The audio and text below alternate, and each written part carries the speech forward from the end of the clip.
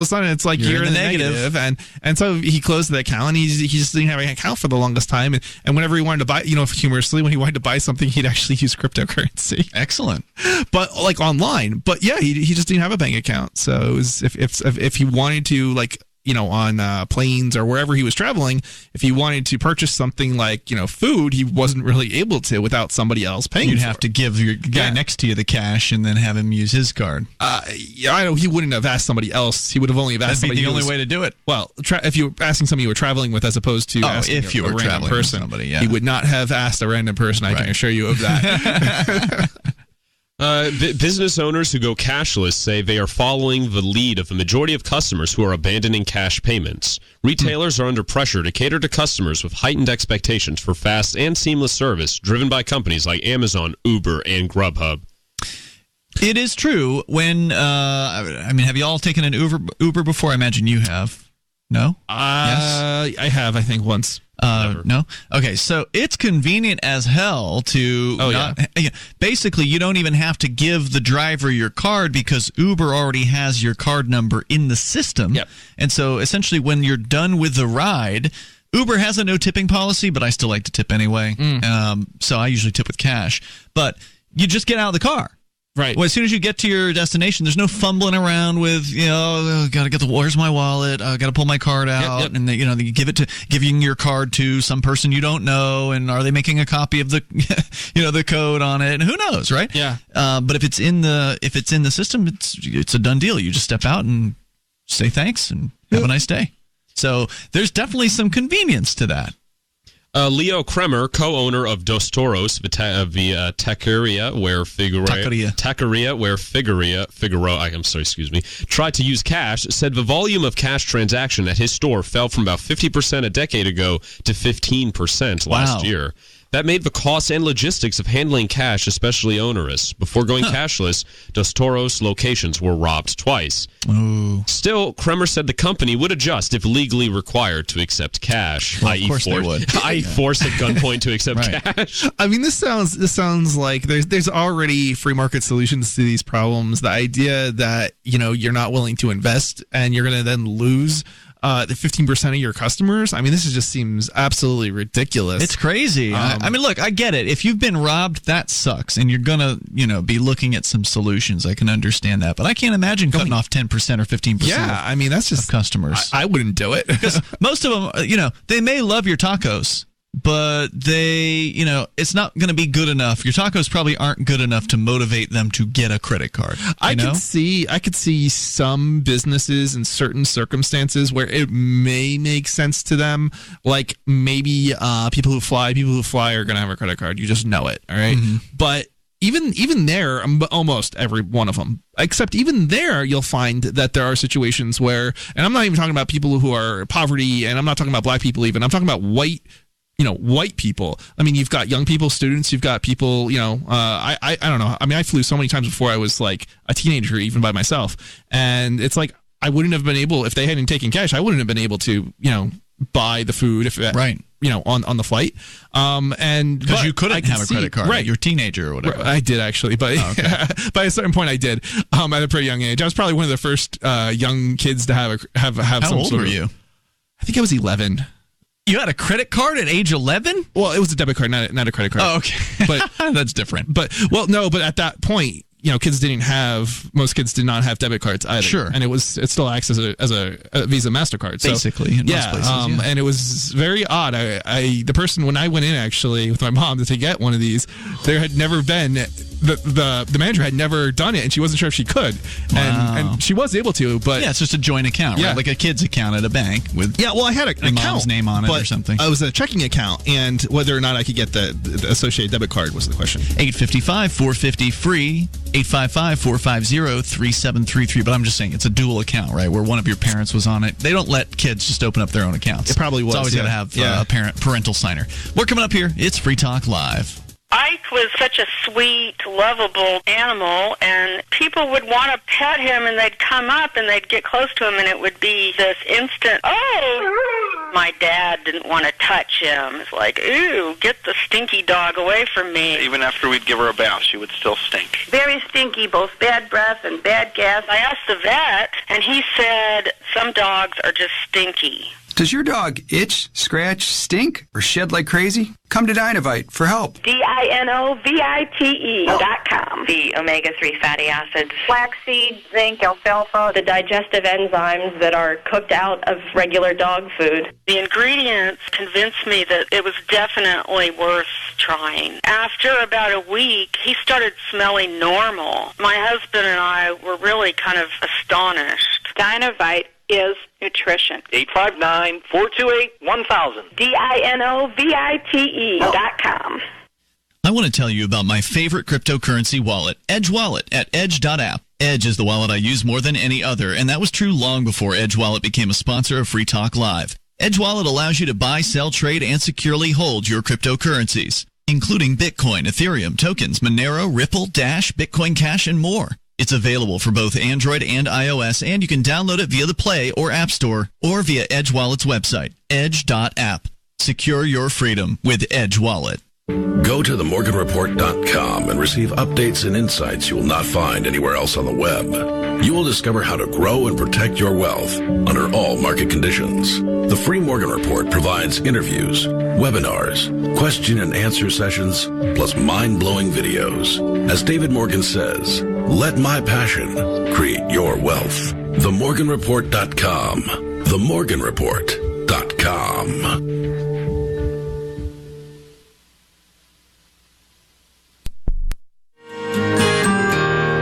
So the protection of life, liberty, and property is what the Free State Project is all about. But it's an effort to move 20,000 people who understand. It's about demonstrating to the entire country that, yeah, we can have a free market, a truly free market. Making it just a freer, great place to live. It's the world's largest voluntarist libertarian community, and it's only getting bigger. That's amazing, to be able to move to a place where other people passionately believe in being free and independent. What the Free State Project is managing to do, though, is to put their money where their mouth is. It's physically getting up across the country and saying, let's go someplace and let's demonstrate the power of these ideas. There's a lot of kind of philosophy that surrounds liberty. There's a lot of thinking about it and talking about it. But here in New Hampshire, people are doing it. 101 Reasons Liberty Lives in New Hampshire, a documentary by Free State Project early movers. Watch it free at 101reasonsfilm.com. 101reasonsfilm.com. The LRN.FM social media channels have been revamped. We've eliminated Facebook and focused on other platforms like Twitter and Mastodon, the decentralized alternative to Twitter. On our accounts, you'll find posts from multiple LRN.FM show hosts together in one place. Follow us on Twitter at twitter.lrn.fm, or better yet, move to the decentralized Mastodon social media platform at toot.lrn.fm, toot.lrn.fm. I think you'll like it. There are basically two types of advertising, direct response and branding. Radio's great for direct response with its low cost to listener ratio, but audio can't be beat for branding, which is a longer term endeavor. You want to be the first thing that someone thinks of when they think about your product or service. If you have a local business that you want kept top of mind in your community, call the station. If you need national reach, Free Talk Live's got around 200 radio stations, millions of monthly listening sessions, can suit all budgets, and if we don't think we're right for you, we'll tell you. Email me, mark at freetalklive.com. Help get LRN.FM into more ears. Visit promote.lrn.fm for a free bumper sticker, flyers, banners, graphics, and more. Promote.lrn.fm.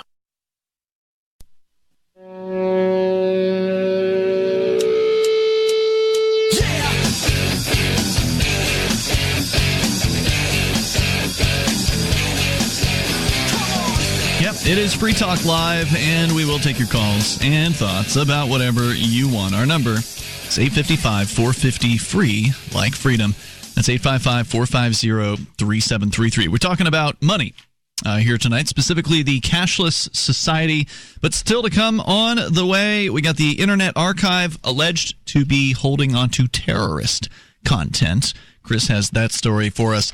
And since we're talking about money, and we love cryptocurrency here on Free Talk Live, I think I can speak for you guys on that one. Yeah. Yeah. Okay, good.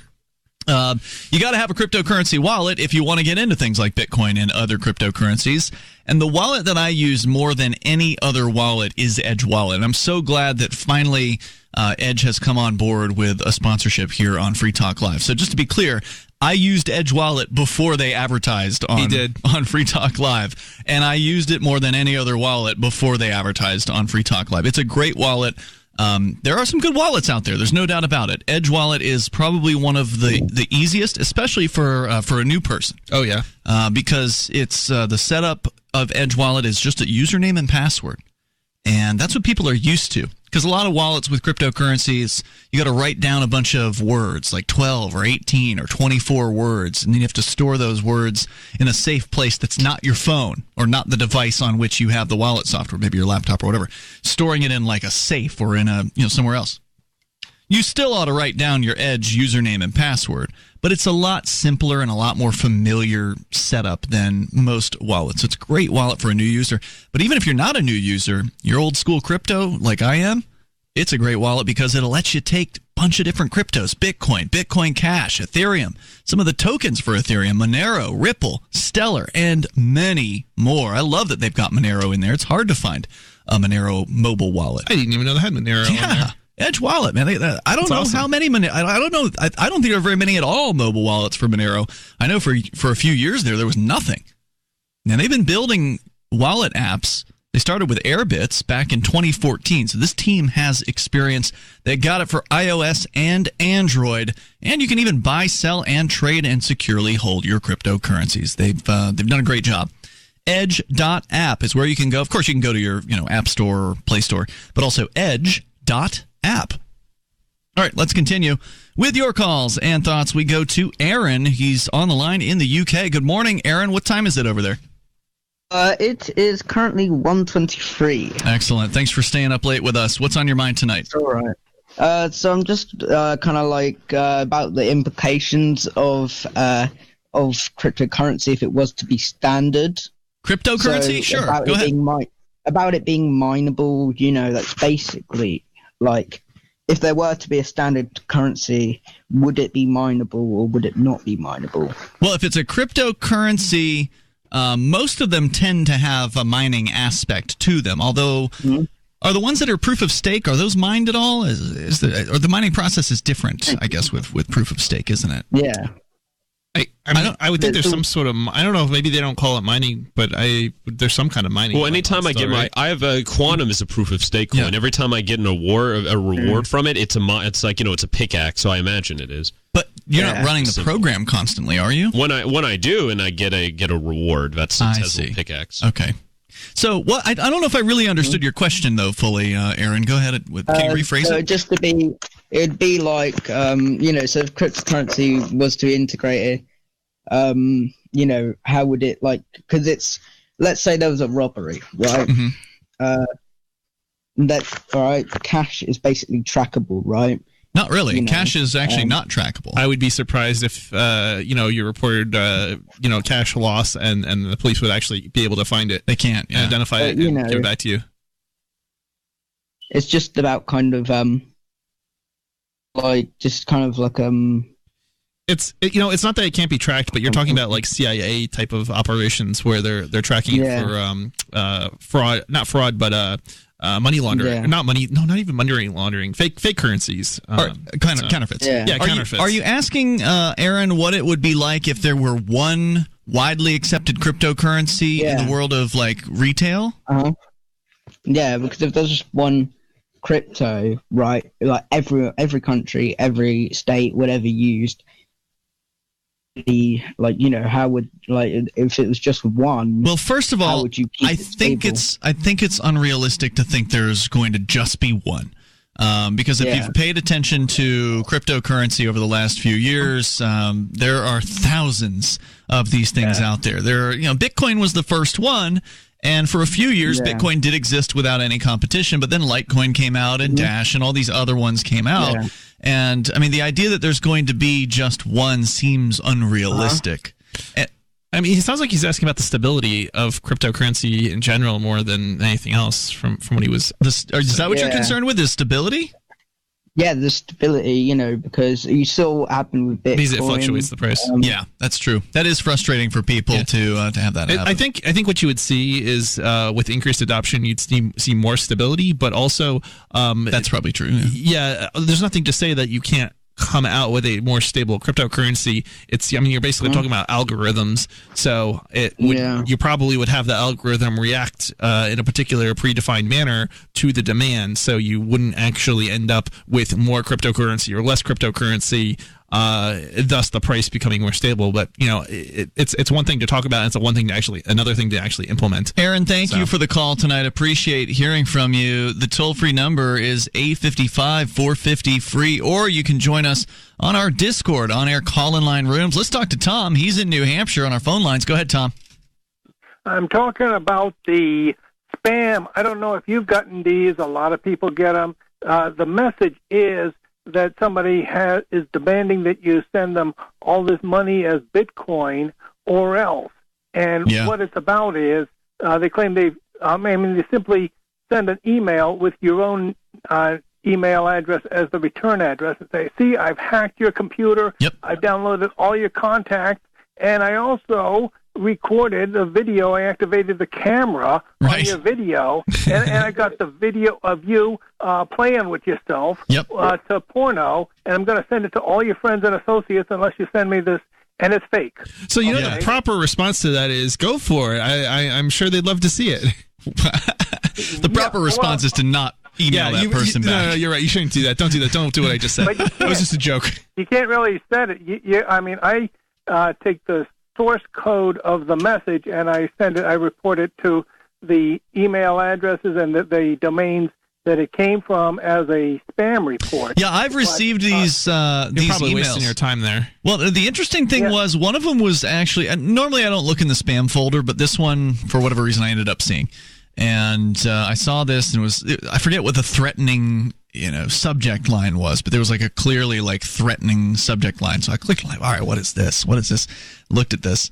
And it was almost exactly what you said, Tom, but there was one other aspect that made it particularly persuasive, and I could see why people would fall for it. Because what they would do is they, at some point, whoever the hacker is, got access to a database of passwords. Oh, yeah. And the beginning part of the email will reveal to you one of your passwords that you have used in the past on whatever website it was that got hacked. Yep. Like, we know what your password is, and that's how we got access to, whatever about you. Yeah. And of course, most people use thank you for the call, Tom. Most people use the same password on every website, so it's scary when these emails come in. There's more coming up. Free Talk Live. By now, you know that wireless technology like cell phones do in fact pose dangers to the health and privacy of everyone. Blockit Pocket's wide range of products are unmatched in providing the protection you deserve. No scare tactics, just common sense. BlockitPocket.com offers quality American-made options to alleviate and eliminate these invisible dangers. Learn more at blockitpocket.com or call 888-315-9618. Blockitpocket.com, enhancing health and privacy. Most of you know that heart disease is the #1 silent killer in the U.S. What if I told you for just $54.95 a month you could fight against heart disease naturally? At Heart and Body Extract, we've been helping thousands of people get back to a healthier heart. Don't just take my word for it. Check out all of the success stories at hbextract.com, or to order, call 866-295-5305. That's 866-295-5305. hbextract.com. Don't risk it when you can take charge of it. Anyone can publish on the internet, but not everyone is publishing material suited for online reading. According to the Yahoo Style Guide, it cautions that internet content has a few seconds, 3 or less, to encourage people to read more, to take action, or navigate to another one of your pages. So make it easy for readers to pick and choose. Isn't that the way you poke around online? Use short words, short sentences, short paragraphs, bulleted lists, and short pages. Front load what you write, putting the most important information at the beginning of headlines and paragraphs and sentences. Same goes for your keywords. What someone would likely type type into the search box on Yahoo or Google. For more tips on communicating better online or in a job interview or everyday life, hit survivalspeech.com. I'm Holland Cook. What do you shop for that you could otherwise buy at Amazon? Pretty much everything, right? Amazon has competitive pricing and they deliver, and that's a big plus. If you could plan ahead in your shopping, would you be interested in saving up to 33%? There's a catch. You have to do your shopping in Bitcoin. But imagine those savings. It's like a huge raise. All you have to do is go to saveatpurse.com. We've saved thousands, and you can too. Plan ahead and save. Saveatpurse.com. Did you know we've taken our LRN.FM telephone listen line to a new level with the LRN.FM audio on demand line? Now you can call 712-770-8447 anytime and listen to LRN.FM's live feed. And you can listen to a bunch of our original shows on demand. Long distance fees may apply. Just dial 712-770-8447 and choose from the menu. 712-770-8447. Free Talk Live. You're privileged to drive the road. You must follow the law. No, I don't have to. And you're going to make you're going to double park and you're going to make a left-hand turn in front of a cop? Can I respond to you here, Barbara? Go right ahead. I'm not going to run a red light in front of a cop because he has a gun and is willing to hurt me, but I've run plenty of... Wrong. He's not going to hurt you. He's going to give you a ticket. Oh, but if I decide not to pull over, what will he do? Well, you're not obeying the law. Barbara, I don't obey arbitrary words written down by strangers. I obey natural law, Barbara. That means if I do something, I expect consequences will come from that, sometimes good, sometimes bad. You want a red light, somebody comes around and you kill him. I would never run a red light like that. When I run a red light, I stop first, look around, make sure no one is in danger, and then I go through. Oh, you are such a phony. Free Talk Live, 7 nights a week from 7 to 10 Eastern, live on the Liberty Radio Network at LRN.FM. Some of our live shows are streamed in HD on Twitch. Please follow and share at twitch.lrn.fm. That's twitch.lrn.fm.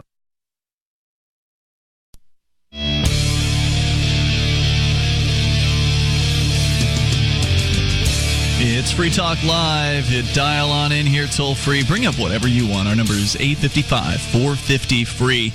That's 855-450-3733. We've got the Discord on-air call-in line rooms over at discord.lrn.fm. With you tonight, it's Ian. And Chris. And Vincent. And also want to make sure you know about freetalklive.com and all the great features that we have waiting for you over there. So hop on over, you can grab archives, you can watch us live on video and more. It's all free at freetalklive.com. Now, I want you to also know about liberty.menu. That is for individuals who reject the initiation of force and who agree to abide by the ethics of the non-aggression principle. It's liberty.menu. Whether you've got an event that you want to promote, your business that you want people to know about, or digital content that you've created you want people to consume, you can put an entry or more than one up on liberty.menu. It's free to use, so why not? Unless you don't want free publicity. So head on over there to liberty.menu, and you can use code FTL, like Free Talk Live. Get a special Free Talk Live listener badge for your profile. Liberty.menu. Let's go to Philip. He's in Long Island listening online. Go ahead, Philip. Hey, what's going on, you sexy beasts, the both of you? Hey, there's actually three of us here. Okay, the three is. Go ahead. What's on your mind? Listen, the whole thing is kooky, man. What whole thing? You guys are kooks. Maybe. I'm a kook. Okay. There's a lot of kooks out there. Yeah. But you know what?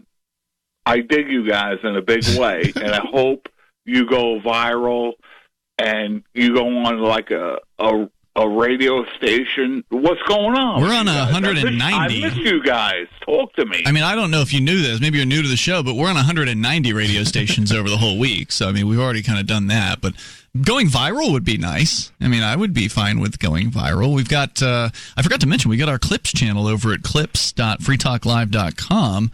And that's where people can share out videos of shareable length, not 3 hours, but, you know, a 20-minute or 5-minute clip or something like that. Well, I've been on a station once before, and you guys talked me down. I'm Philip from Long Island. I'm the man whore. You're a man whore, meaning you get paid to have sex and you're male? Yeah, I do. Really? Yeah. So we talked about this previously? Well, I kind of missed you guys, and how do you advertise? I don't advertise. So I word go of mouth? to the local Marriott hotel. Wait a minute. Hold on. So the bag guy at the Marriott or the concierge is recommending you to people who want to prostitute for the night? How does that work? Exactly. That's very good. So did you know the concierge, and that's how you were able to set that deal up? Like, how did you end up doing that? I throw the concierge about $200.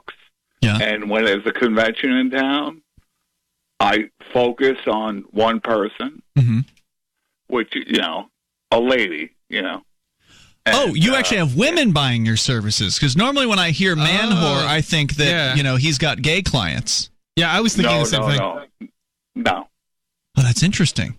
Because normally normally males are considered more likely to be a client of a prostitute, but I guess that it works in reverse. So, okay, you give the concierge $200, and is this every weekend there's a convention he gets $200, and do you pay him in advance?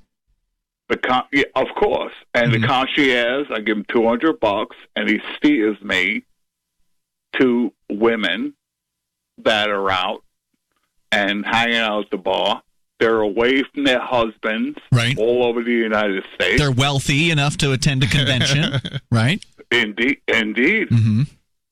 Indeed. Tell me how this works. I mean, so has the woman asked the concierge in advance, hey, do you know where I can get a prostitute? I mean, does that actually happen? Or is it he just points out women he thinks might be interested? Like, do they actually ask for this service? Well, let me ask you something. I'm going to reverse this on you, and you're not going to like it. But yeah, if you guys were away, the three is, how would you work? You know what I mean? I personally don't seek those services, so I don't. I don't know. Come on, brother. No, I don't. I presume I would go online if I were going to look for something like.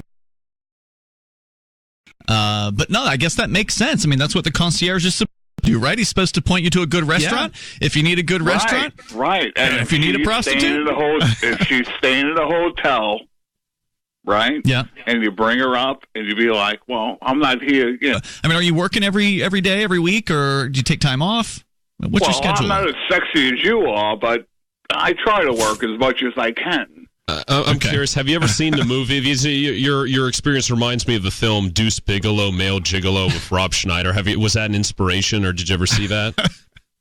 Well, you know what? That was a comedy type of thing. Yeah. When you walk up on a girl in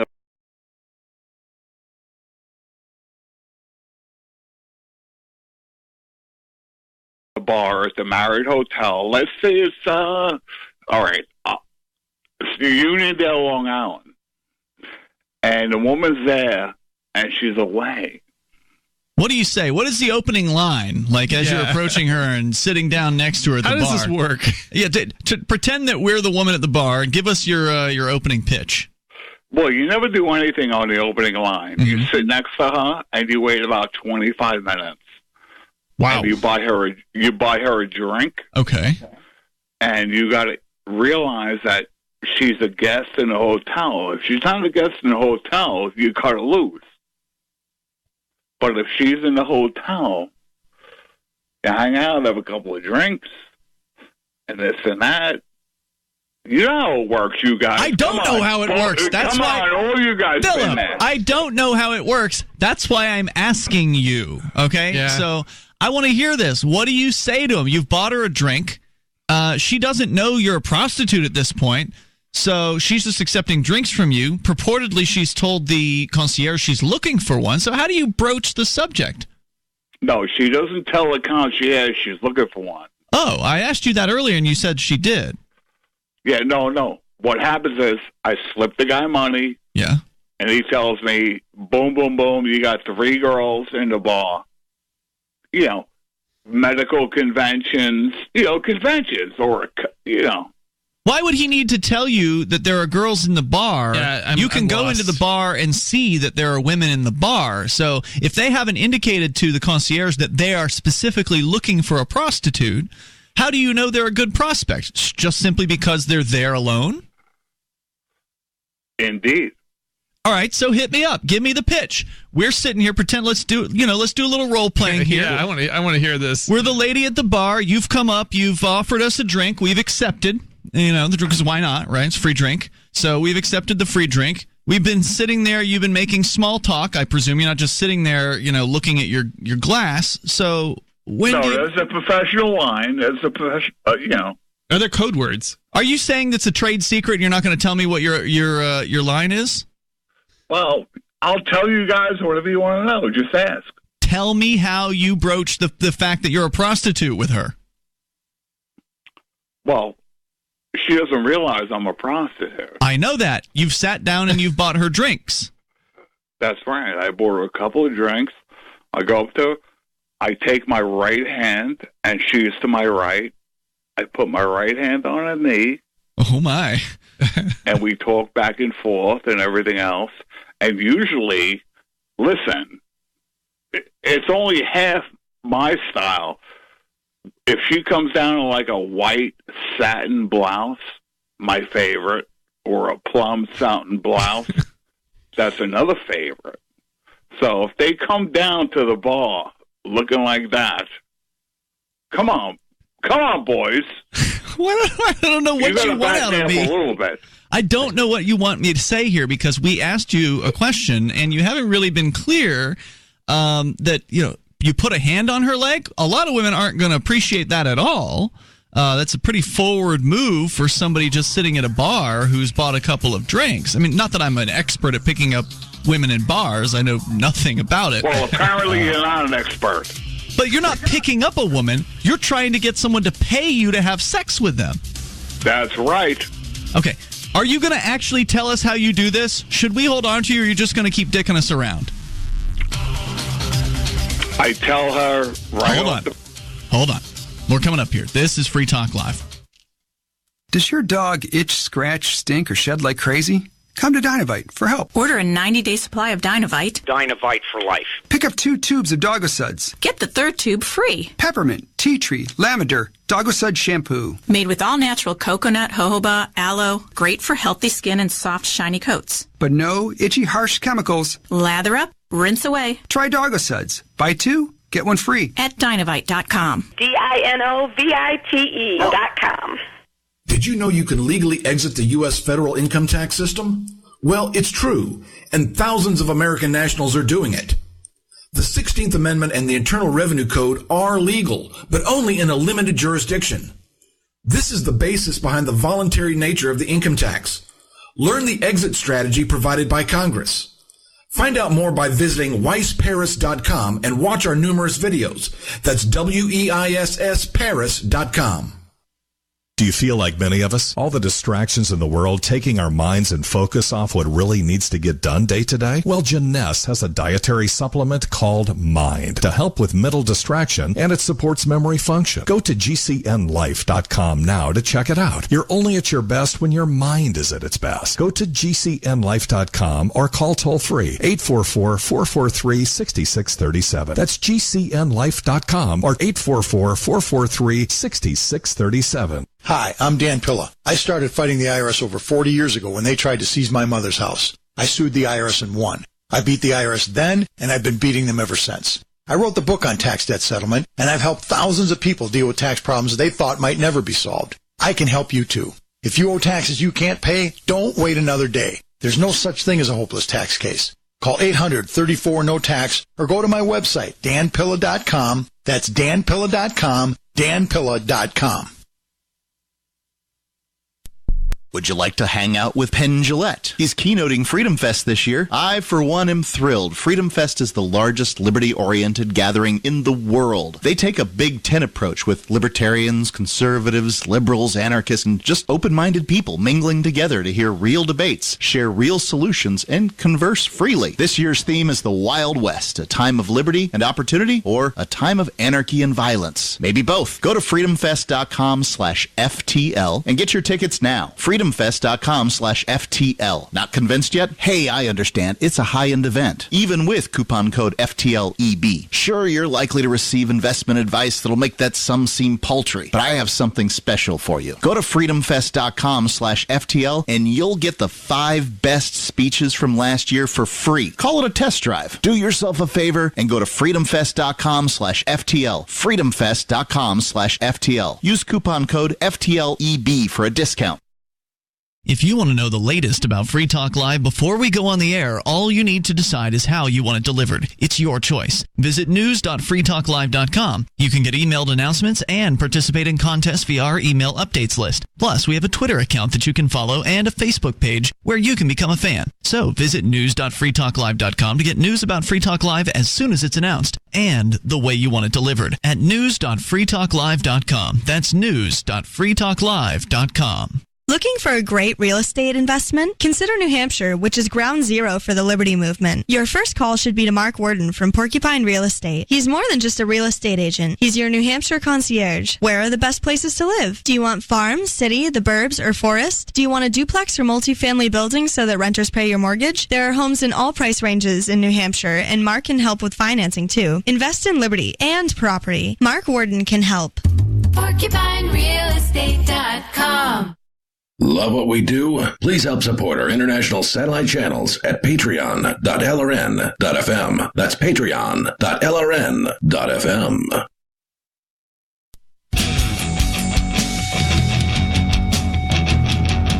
It is Free Talk Live. You can dial in here, toll-free number 855-450-FREE.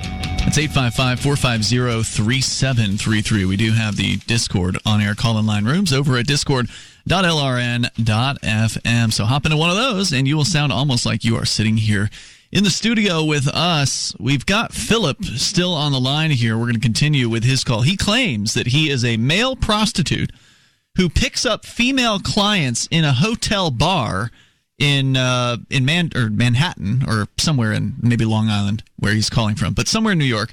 And first he says he pays the concierge $200 to point out women to him, but these women haven't asked the concierge for a prostitute. So he's just asking for women who appear to be single and are staying in the hotel. He then goes into the hotel bar, finds these women, sits down next to them, and buys them drinks.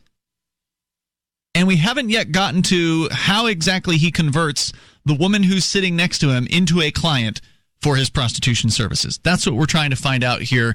He's been a little dodgy with the answers here. And I can understand, Philip, you don't want to give away the tricks of the trade, right? Like, you don't want to give away the trade secrets. I can understand that. But the fact is, the odds are most people are not going to go into this profession. Most people... Hey, listen, guys, yeah. I apologize. I didn't mean to, get apprehensive or anything.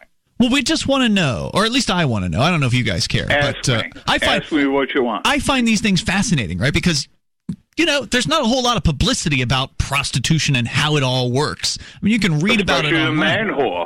Especially a man whore. Exactly. So do you come out and at some point bluntly say that you're a prostitute or a man whore or a gigolo or whatever it is that you are?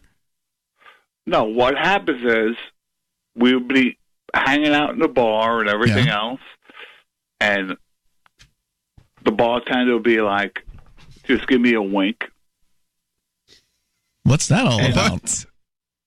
Hey, guys, you've been to major hotels in your life. Sure. You know what's going on. No. Come on now. I've never worked in a hotel. I mean, none of us are from New York, so I mean, maybe it's the norm there, but for all of us, at least for me, it's Atlanta, Chicago, L.A., I work all over. What are you suggesting, though? When you say the bartender gives you a wink, what is the communication there? It sounds like they're like having some sort of like relationship going on between him and the bartender at that point. It sounds like something out of a grocery store dime novel. Yeah, it does. It really does. If you're married for 10 years, you go on the road, you're a woman. Okay? And you're sitting in the bar. Yeah. And you're hanging out and everything else. If you're a man, switch it over. What would you do? Was so married, right? I mean, I could answer that. Absolutely not. Get my work done and go home. Come on, be truthful. No, that's absolutely truthful. Adultery is absolutely disgusting. Yeah, I think you're the exception here. If I were in a bar, first of all, is Bob listening? You think I'm a disgusting individual? Yeah, he does. I don't think that at all. I don't necessarily think that's disgusting, but I do. But hold on. Just because Vincent says he wouldn't do it doesn't mean he thinks you're disgusting. You don't think? Do you think? Well, I mean, if you're I'm not ready to make any sort of moral judgment. I mean, I'm just thinking if you're encouraging people to cheat on their spouse, then yeah, I mean, I think that's immoral. There's and never not a good encouragement. thing to do. There's never encouragement. All right. So okay. The bartender winks at you. If you guys go away and you're working on a job and you're doing this and you're doing that, and you go down to, come on, you guys been down to Philip, just because some guys are like that, maybe most guys. Honestly, Philip, be honest. I am honest. I wouldn't do it. Just because most guys might be like that doesn't mean the three in the studio are. Chris, you are not married, So but you've got a partner. Me a monster. Yeah. What? Nobody's calling you a monster except for maybe Vincent. No, I'm not calling you a monster. You're a human being who is an alleged prostitute, and some people. I'm a man whore. Right. Some people enjoy it. Okay, some people want to have sex and they want to have it promiscuously, and that's fine. That's their life. That's their risk. They can take those risks. I just want to know how it all works from a kind of a business. Just I'm fascinated by, things like this that are sort of in the underground, and like there's code words and there's, so the bartender winks at you. Take us through the process, Philip, and then you can ask a question. Philip, if you take guys us through. Hanging out and you see something tasty, you want to take a taste. If it's a delicious chicken, sandwich or steak or something like that, then yes. Come on, boys. The way I would approach this is totally different than the way somebody else would probably approach this. I'd just be blunt about it. I'd be like, "Look, I'm a prostitute. You want some?" Yeah, right. Like, no, well, that's not even what I was thinking. But just like if I want to go out with somebody or whatever, I'd just be blunt about it. But that's not your normal. Right, but the point that I'm making, that's not necessarily your normal human behavior that most people would do, right? So I don't know what most people would do. Honestly, I have no idea. I don't think. Well, let's put it this way: I'm not even going to go into how. Yeah, I'm not even going to go into what I would do.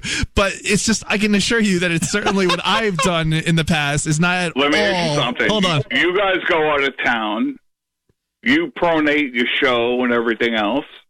Come on, Philip.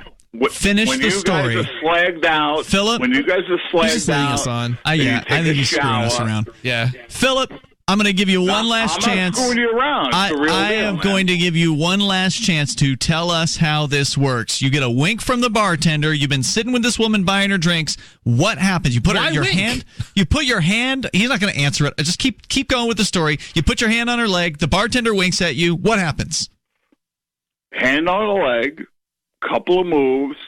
We wink at each other. Then I take my right arm, rub her shoulder. Okay? And then we go upstairs because she has a room on the 13th floor. Now this is a joke. This is definitely a joke. Ridiculous. There is no 13th floor in most hotels. You think it's a joke? Most hotels don't have a 13th floor. All right, well, call a Marriott on Long Island. See if they have a 13th floor. All right, what happens at the hotel room? Well, we get in. I slam the door. Sounds scary. Why would you slam the door? I undress the woman because she knows why she's there. When does the money change hands? That sounds like a fantasy, not a... Now, you guys... Hold on. By man whore, do you mean you're a prostitute or you just screw women in bars? I mean, what do you mean? I'm a man whore. You're not a prostitute, then. You're not getting paid. Man whore. Okay. Thanks for the call, Philip. I've had it. This is like sex talk on the internet. Yeah. It's not even good sex talk. I love what Gene, I think this is what you were laughing about. Christian Anarchist says in the D-Live chat, I can't imagine how hard up a woman has to be to pay this guy for sex. I was Liberty Girl 1776. Oh, yeah, she's had some good ones, too. What did she say? She said, LOLs. He just whips it out. How much, ladies? So I guess maybe I misunderstood. Maybe I don't know the definition of man whore. I mean, when I hear whore, I think prostitute. Right. So I thought he was a prostitute. He's a male prostitute is what he certainly didn't deny it in the beginning parts of the call. When I used the word prostitute, he didn't say, oh, no, I'm not a prostitute. So, like, I think he let us. I feel like that's the only thing that sounded like that might be actually right. Like, a person who's a male prostitute doesn't like to be called a male prostitute. And I think that gigolo, like gigolo or man whore might actually be terms that like somebody who was a prostitute would use. All right, we gotta go to Urban Dictionary.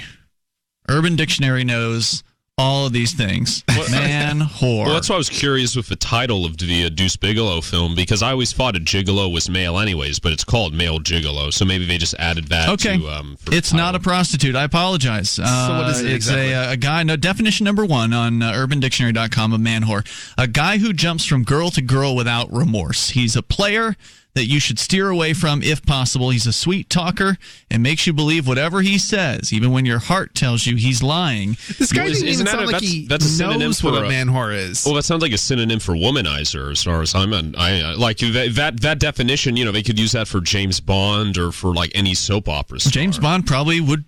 I mean, by this definition, be a man whore. I mean, it's like I always like I used to think man whore was like a masculine version of slut, right? But it's not. That appears to be what it is. Well, I mean, the way it says is like irresistible or however it describes it. It's not. It doesn't sound very good. Although in this twisted, messed up clown society, definition. Being called a whore, I guess, is a good thing now. Here's a shorter definition. This is definition number 2. A man who finds the need to hit on and sleep with just about every female that he comes into contact with. So, yeah. I'd accept definition that one, 3, a male slut, right here. Definition 3, someone who seeks attention from multiple lady partners. You don't want to be seen with one of these.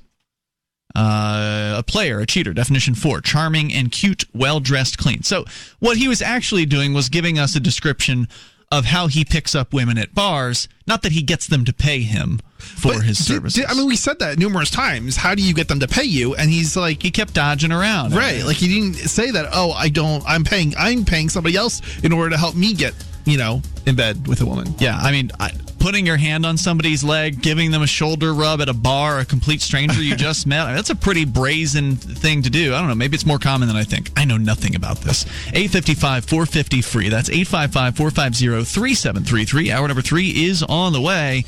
And terrorists coming up. Let me ask you something. What are you doing when you put money in a 401k or IRA, or store jumper cables in your vehicle, or purchase health insurance? You're preparing. You're preparing to ensure you have enough money for retirement. You're preparing for when your car battery dies, or to have assistance paying a major unexpected medical bill. That all makes sense. The same goes for building a food storage plan. You're preparing for when emergencies or disasters strike and shelves go empty at your grocery store. The best way to prepare is with My Patriot Supply. They've helped 1 million hardworking Americans become more self-sufficient. My Patriot Supply sells hundreds of items, including dozens of emergency food kits at MyPatriotSupply.com. It could be an earthquake, a cyber attack freezing our banking system, or a disaster that shuts down our power grid for weeks. For all these emergencies and more, get your supplies and prepare today at MyPatriotSupply.com. No more rushing to find empty store shelves because you're too late. Do it now so you're ready. MyPatriotSupply.com. Are you tired of governments murdering people around the world? Stop using their money. There is an alternative. Bitcoin is a stateless, free market, non-political currency. Bitcoin cannot be inflated or controlled by any government. By using their money, you are helping the state. Stop doing it. You have an incredible alternative available now. Learn it, use it, spread it. Get started with Bitcoin at bitcoin.com. That's bitcoin.com. Some of you asked, and now we've delivered. LRN.FM's live Keene, New Hampshire studio shows are now streamed in HD on Twitch. Visit our channel at twitch.lrn.fm and give it a follow. If you have Amazon Prime, you get 1 free subscription on Twitch. If you use it on our channel, Twitch will give LRN.FM a monthly piece of your Prime subscription cost.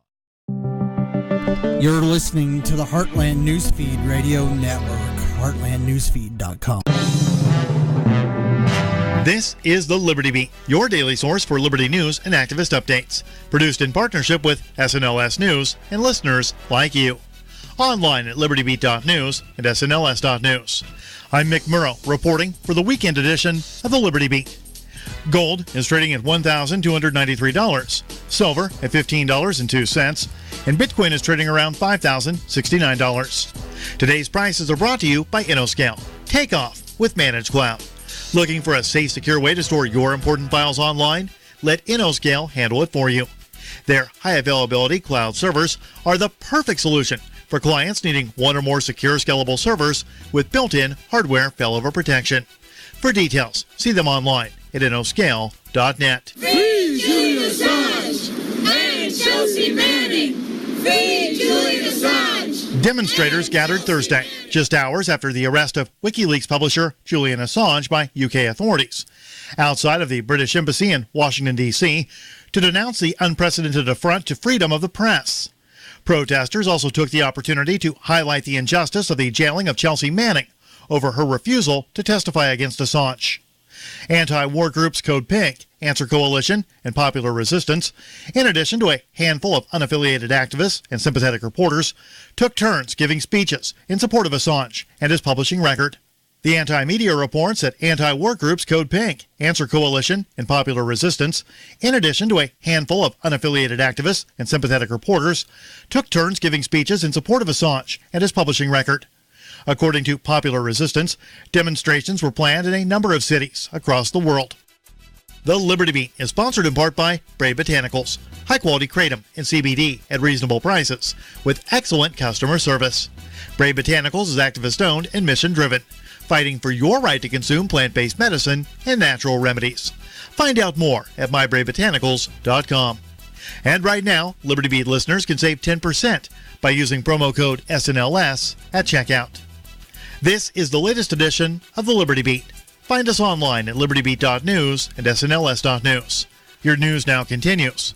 The United States pressured the United Nations to recognize self-proclaimed interim president Juan Guaido during a Security Council meeting held Wednesday. The anti-media reports that U.S. Vice President Mike Pence told the UNSC that the time has come for the UN to recognize Guaido as Venezuela's legitimate president and accept the latter's representative to the world body. He added that the U.S. would circulate a resolution to this effect, but offered no details on his timetable. A previous U.S. resolution at the UNSC was vetoed by Russia and China on February 28th. Pence went on to reiterate the warning that all options are on the table to oust the Maduro government. He said, "This is our neighborhood," and called on Russia to cease its support to the Maduro government. Venezuela's U.S. representative, Samuel Moncada, slammed what he called a clear move to undermine Venezuela's rights, adding that his legitimacy depended on UN recognition and not on the declarations of the U.S. Vice President. An utterly horrifying video taken from Marshall High School surveillance cameras in January has been released, showing a massive Chicago cop shove a girl down a flight of stairs, punch her in the face, taser her multiple times, and stomp on her head. The Free Thought Project reports that in January, when the incident originally happened, the officer claimed the girl initiated violence against him and that he had no other choice but to take her out. Now that the entire video has been released, we see the claim is not true. The victim is 16-year-old Nigma Howard. She has since filed a lawsuit after the two cops savagely beat her for no reason. The false claims filed against Howard are nothing short of criminal and almost led to ruining her life. As the Chicago Sun-Times reports, at her initial hearing, prosecutors said the officers were called to escort her off the school's premises after she was suspended. But she refused to leave the building and kicked, bit, and spit on the officers. The girl's attorney said that is nothing but a lie.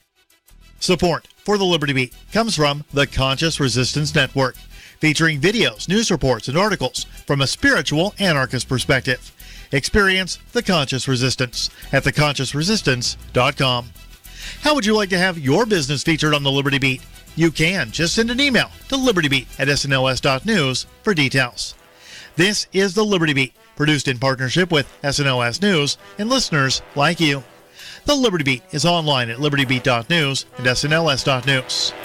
I'm Mick Murrow, reporting for the Liberty Beat, reminding you, spread liberty with a smile. Out of the $35,000 of student loan debt they incurred to pay for his college education. I mean, this is going to be really hard on my parents.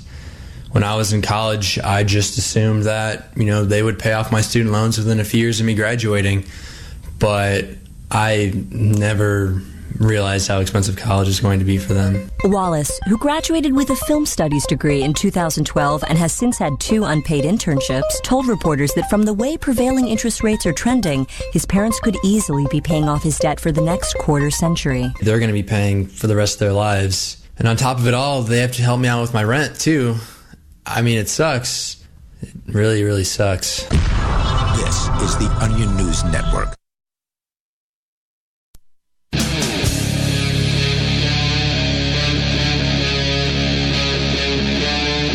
Free Talk Live. It's Free Talk Live, launching into the third hour of the program. You dial in toll-free to join us here. Our number is 855-450-FREE like freedom. That's 855-450-3733. Joining you tonight, it's Ian. And Chris. I'm Vincent. And don't forget, you can join us online over at freetalklive.com. We got features. They are free, including our forum. You can go to forum.freetalklive.com and interact with other Free Talk Live listeners there. That's forum.freetalklive.com. We're going to go back to your phone calls and thoughts, but coming up, Chris, you're going to be telling us about the Internet Archive is currently under fire by some government. Yeah, the EU is claiming that the Internet Archive is got lots of terrorist content. We'll get into it, but first, we got Bad Slave, I think. It looks like he's muted his mic. Oh, there he is. Okay, good. Bad Slave, you're on Free Talk Live. Perfect timing. I wanted to talk first a little bit. The crypto, I mean, not the cryptocurrency, the cashless money that's just a creation of an avenue, the state to track every frigging transaction. Absolutely. Oh yeah. But that's what that's why I was so surprised by what Vincent's story was saying, is that because the conspiracy theorists for decades, I mean, I can remember Alex Jones back in the late 90s saying that everything was going to go cashless. And here we are 20 years later, it hasn't happened yet. But the conspiracy theories have been touting this for a long time, but the reality is it seems like the opposite is true, where now you've got governments passing laws forcing businesses to accept cash. I wouldn't say it's a major trend, right? The rest of the article went into it, but it's these city governments that were passing it. I thought there was a state, Massachusetts, and a couple other states. Massachusetts, that was a 40-year-old law. Yeah, but didn't they say there were at least one or two other states that were? Well, we're talking about. I'm saying like the first city it was first cities, right? Yeah. Because the city politicians, councilors have to rely on low-income voters for the most part. Okay. So it's like I'd say like just based on that article and trends, it's like the cities, we're going to have that resistance to it, just to prop themselves up with support of low income, to pander to voters. But overall, like the major governments, like the state government, the federal government, everything, they're in bed with the bankers. Right. So I think it's just a matter of time until we're like Scandinavia. So despite the pushback, you're saying eventually the feds are going to cram this down. Absolutely, states. Well, the banks, not the feds. The feds working for the banks. The banks, particularly, I think, are a big influence behind this. The trouble is that that it's more complicated. It's more expensive. There should have never been tolerance, for credit card transactions to be cheaper. They should have always been more expensive because they are more expensive. Right. What you're saying is, just to clarify, what you're saying is a credit card transaction should cost more for the customer, so as to disincentivize them from using the credit card. Thank you very much. But the banks were smart about that, and they usually have agreements in place with a merchant that says you can't charge less for cash. You cannot give a discount for cash. You must agree that the price must be what it is, and you have to take the hit. But that's bull. That's bull. It doesn't have to be that way. Nobody should agree with it. I agree with you, but that's what happens. That's my understanding, at least. And to bow to that was idiotic. And I've seen some like gas stations. Every now and then you'll see a gas station that offers like a 5-cent cash discount. Yep. And I always wonder, how do they get away with it? That's the way it should be everywhere. I mean, you should be able to offer cash and say, it's costing you less money. Give me a deal. And that should never be questioned. But the thing is that, just like your mobile phone is not an opportunity for you to communicate. It is an opportunity for the powers that be that to get information from you. Yeah, to track your where you move. are, what you're doing, and the fact is that it's all about the non-transparent state we're dealing with that has Assange being collected and thrown in, a cage because he's an idiot. What are you smiling about, friggin' Vincent? No, huh? someone on the Twitch. No, someone subscribed and their username was Boba Fetish. And I'm sorry. I'm listening. All right. But the ship's already sailed, Bad Slave. I mean, everybody except for probably even the most poor people have these things. Cell phones are ubiquitous. They are everywhere, at least in the United States. And it's not just in the United States. Whenever I've gone to Mexico, they're all over the place down there, and the people there are definitely not as wealthy as here in the U.S. So, I mean, they're so affordable. Even in Africa, there's a large amount of mobile phones, not necessarily smartphones, but mobile phones are very ubiquitous. Oh, homeless in this country have smartphones. My solution for that is that I've got a flip phone. I've got a stupid flip phone. They still know where you are. Yeah. And I've got a smart device that all I use is on Wi-Fi. Not only do they know where you are, but they can listen to every single phone call that you make and read every text message. Well, not if I pull. Huh? I said not if I pull the battery out. Well, then you're not making a phone call. But thank you, Bad Slave, for the call tonight. I appreciate it. The toll-free number here is 855-450-FREE. That's 855-450-3733. In fact, we can talk about calls coming up here in a little bit with the FCC story about them fining robocallers $208 million, but only collecting $6,700, almost $6,800. Not a lot. But first, the Internet Archive. For listeners who do not know, you can go. This is one of the greatest features on the Internet. Hands down. Wouldn't you say this is really useful? It's extremely useful at times. It's a historical archive that goes back to the 1990s. I'm not sure what year they started. I think it's as far back as 1996, if I'm not mistaken. That sounds about right. But it's not for everything. It's just some sites. Almost everything. I mean, every site I've ever had. I think they have more content from 1998 and onwards. Okay. But I think there are a few sites they have from as far back as 1996. You go to archive.org, and then at the very top of the page, there's the Wayback Machine. You put in whatever URL you want to do a little nostalgia trip back into the past of what it looked like in GeoCities in 1996, 1999 or whatever. All you got to do is remember the URL, and you just type in the website, and it shows you a list of snapshots that the archive took of the site. So they've got a web crawler that goes through the internet, and it downloads pages. Now, it usually doesn't save the media on those pages in a lot of cases. Maybe some pictures, but it's not real complete. It's not like a complete archive. It's like the text, and they do have a media archive that's, I think, separate from their normal archive, but it's better now than it's ever been. And they are now being targeted by the EU. What's going on? Yeah, so this is a story from TechDirt, and it's basically a story about the Internet Archive. So the headline is EU tells Internet Archive that much of its site is terrorist content. So let's see, where does it begin? So the Internet Archive has issued a minor correction. It's the original story, noting that it was not actually Europol who sent the demand, but rather the French Internal Referral Unit using it's still basically the government. The French Internal Referral Unit. Using the Europol system so that it looked like it was coming from Europol. Here is their update, whatever. So that's, basically it doesn't change the story. None of the changes, let's see, much else with the details of the original story, which remains below. All right, so we've been trying to explain in the past few months just how absolutely insane the new EU terrorist content regulation will be for the internet. Another one? Hold on. Yep. So we've already talked about the EU. It's GDPR, which basically forced every website in the world to put a stupid cookie acceptance notice on every time you visit far more the than damn that, website. but yeah.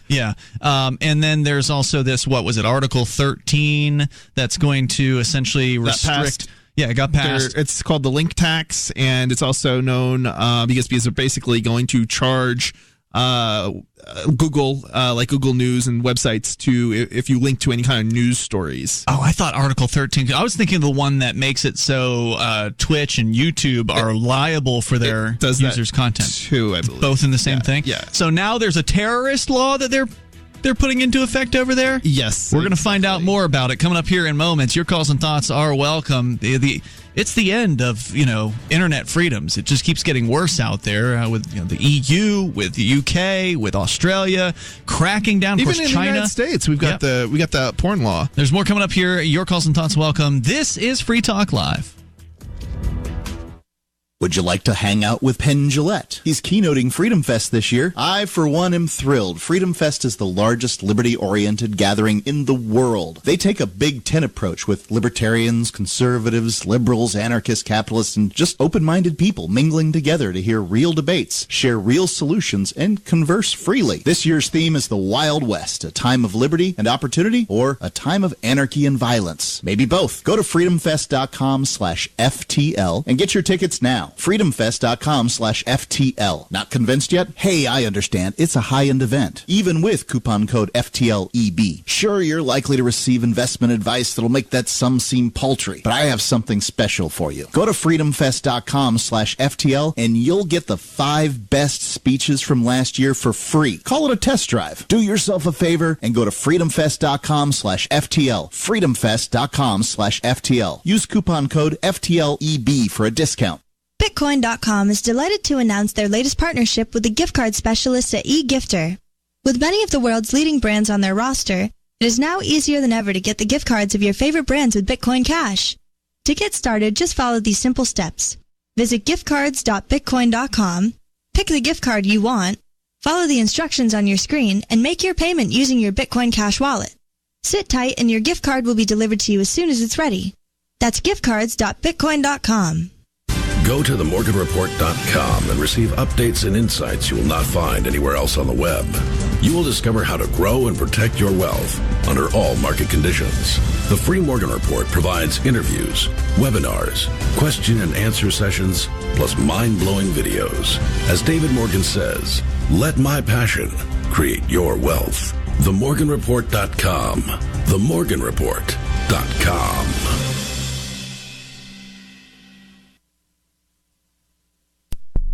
Is spreading the message of liberty, cryptocurrency, and peace around the globe worth $2 per month to you? As you may already know, in addition to our internet feed, LRN.FM broadcasts on free-to-air satellite across North and Central America, as well as Sub-Saharan Africa. And we've been available on satellite for free 24/7 since 2010. The LRN.FM free-to-air satellite signal is reaching some of the most oppressive regimes in the world, and there's no doubt our ideas are making an impact. You can learn more about the channel's impact by watching the 3-minute video at fund.lrn.fm. If you'd like to help free minds globally with our ideas of liberty, cryptocurrency, and peace, you can donate as little as $2 per month via fund.lrn.fm. You can help us continue and expand our satellite broadcast to multiple continents. Visit fund.lrn.fm today, and thank you for your help. Don't forget to share the link on social media. That's fund.lrn.fm. So you've heard all 3 hours of the latest episode of Free Talk Live, and you're still hungry for liberty-oriented audio content? Did you know that we have another 24/7 audio stream at LRN.FM? The Liberty Radio Network airs the latest episodes of some of the best liberty-oriented podcasts on the internet around the clock. In addition to recorded content, you'll also hear live shows like Free Talk Live, originating from our Keene, New Hampshire studio. So listen anytime at LRN.FM. That's LRN.FM. So you've signed the Shire Society Declaration and are planning your move to New Hampshire to be around more liberty-oriented people. Next, sign up for the Shire Society Forum at forum.shiresociety.com. There are a bunch of people there who are already in the Shire, and they want to meet you. If you're already in the Shire physically, you should also come by the forums. Remember, not everyone uses Facebook. New people are signing up for the Shire Society Forum every month, so drop in and say hello at forum.shiresociety.com. Now you can follow LRN.FM on the decentralized Mastodon social media platform at toot.lrn.fm, toot.lrn.fm.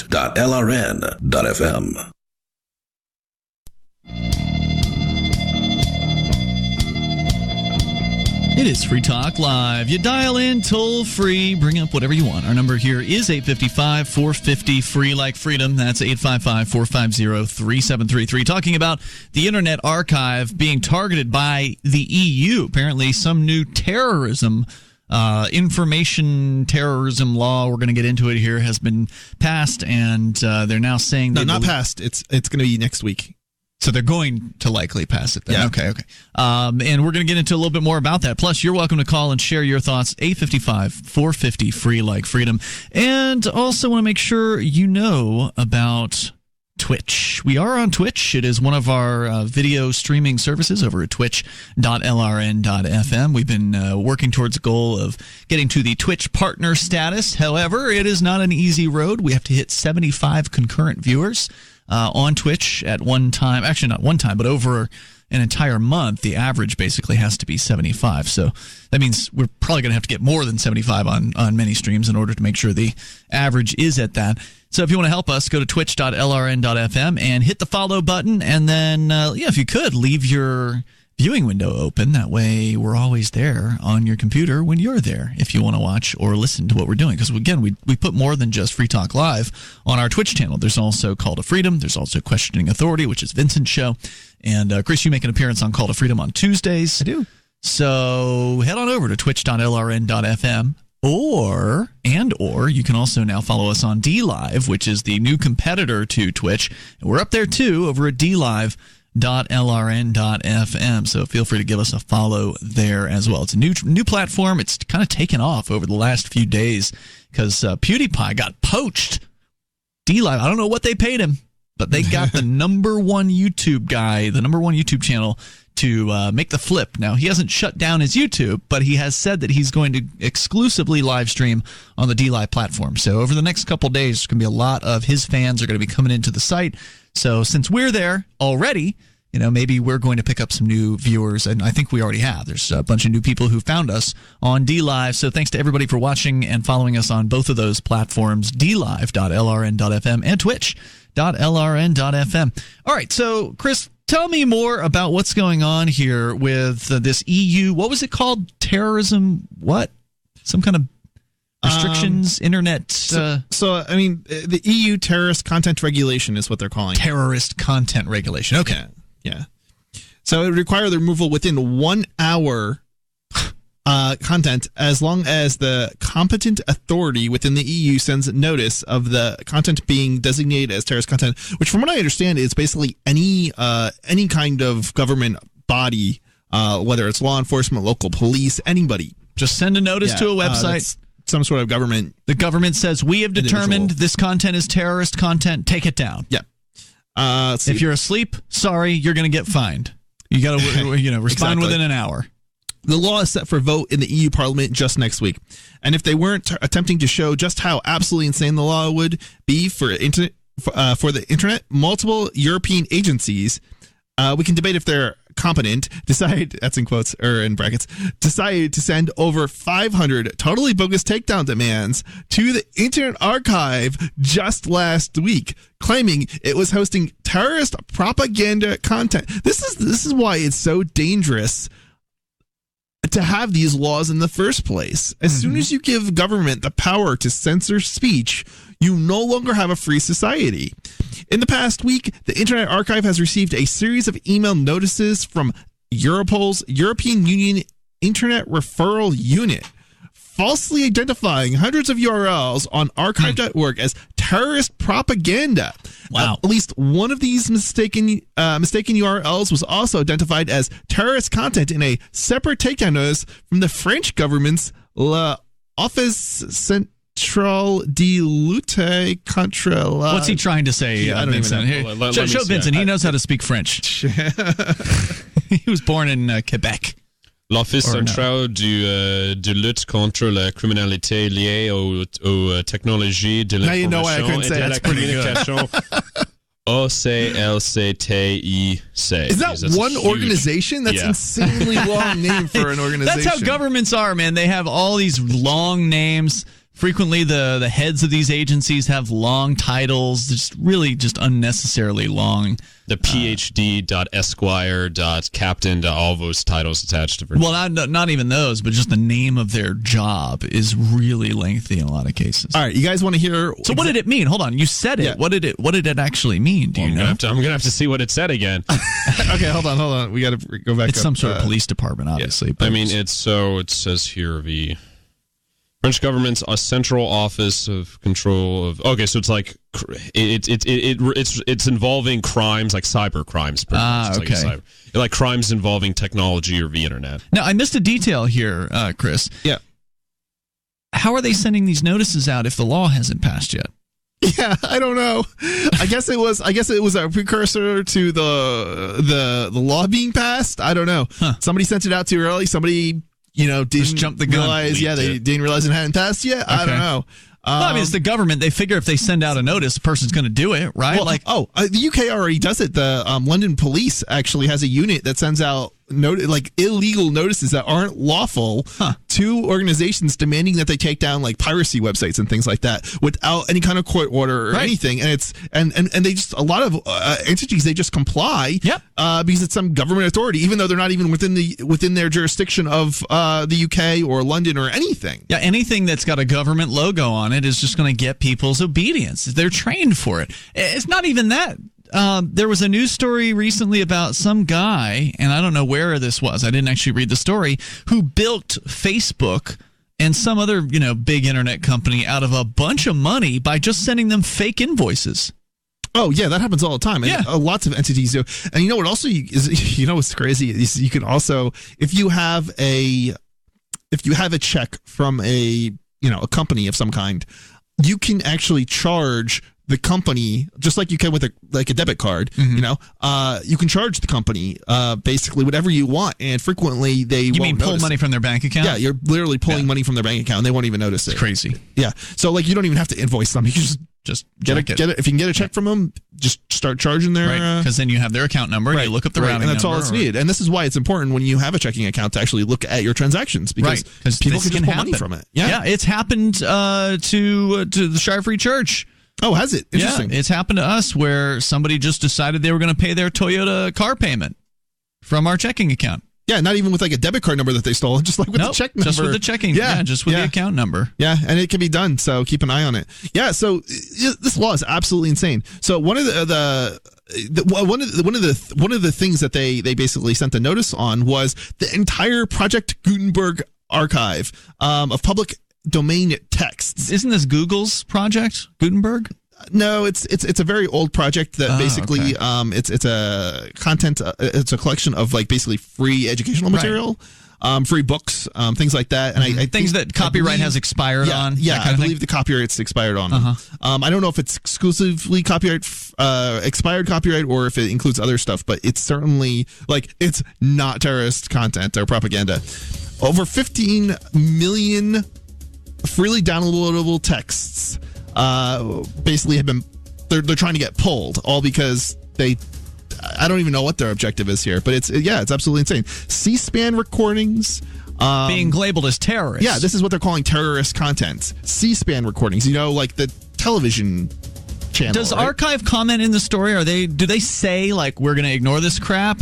More coming up here in moments. We'll have to get back to it. Complement your health with hemp-derived cannabinoid oil. We've always believed that the closer to Earth, the better it is for our bodies. Our hemp-derived cannabinoid oil is phytocannabinoid rich, full spectrum, and organically grown. Finally, hemp made easy, clean, and effective. GCNhemp.com or call 877-878-4203. That's right, we cut through the red tape. It's now available at GCNhemp.com or call 877-878-4203. The United States of Empire is a book that claims the United States is the empire of the world. George Washington had warned us against foreign wars. The United States of Empire shows that World Wars I and II left England broken. Its former colony, the U.S., had to save the empire. Was there ever a vote? Who do we fight for? The deep state began with World War I. The United States of Empire by James Dunn. Available at Amazon Books. I've been told no in many different ways. I give you an order and you're going to obey it. Who told you to go this way? You can do that and you have to leave here. You cannot bring signs into the rally. Walk with me. Well, I'm comfortable here, actually. Whoa. Hey. Who do you think Excuse me. There is no video or audio allowed in this office. No, I have work today. You ain't going to make it. Wait a minute. Hey! Oh my incapable. Why are you running from me? Because you're scared me. What am I being detained for? You're being served. What is this? You're being served. What is this? Bureaucrats have a funny way of telling people no. That's the sound of the men working on the chain. Derek J's Victimless Crime Spree. Watch it for free and order the Director's Cut DVD at victimlesscrimespree.com. The new 4th edition of Healing Our World, The Compassion of Libertarianism, will take your understanding of liberty to a deeper level and has over 1,300 updated references, new cartoons, and a foreword by Dr. Ron Paul. With discounts for multiple book purchases, the 4th edition of Healing Our World is a great gift for the liberals, pragmatists, environmentalists, and Christians in your life who think libertarianism is cold-hearted. Get yours today at healing.freetalklive.com and use promo code FTL for a $5 discount. LRN.FM is proud to announce our official listening apps for Android and iOS devices. Now you can easily tune into our streams anywhere, anytime on your smartphone or tablet. Just visit apps.lrn.fm or search for LRN.FM in the Android or Apple app stores. Please download, rate us 5 stars, then share the link on your social media and let your friends and family know how you're listening to LRN.FM. Download it now, free at apps.lrn.fm. This is a special alert for business owners, consultants, coaches, folks planning retirement, entrepreneurs, and anyone who is saving and investing to build a financial future. You are likely aware that financial privacy for most people has recently died a miserable death. And let's face it, without privacy, there really is no security, is there?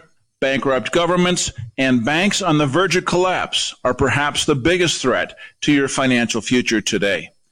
The Lighthouse Law Club recognizes this and has been working diligently to provide safe, secure, and productive tools to ensure your privacy, your financial security, and your future financial well-being, despite the catastrophes which many people fear are looming ahead of us.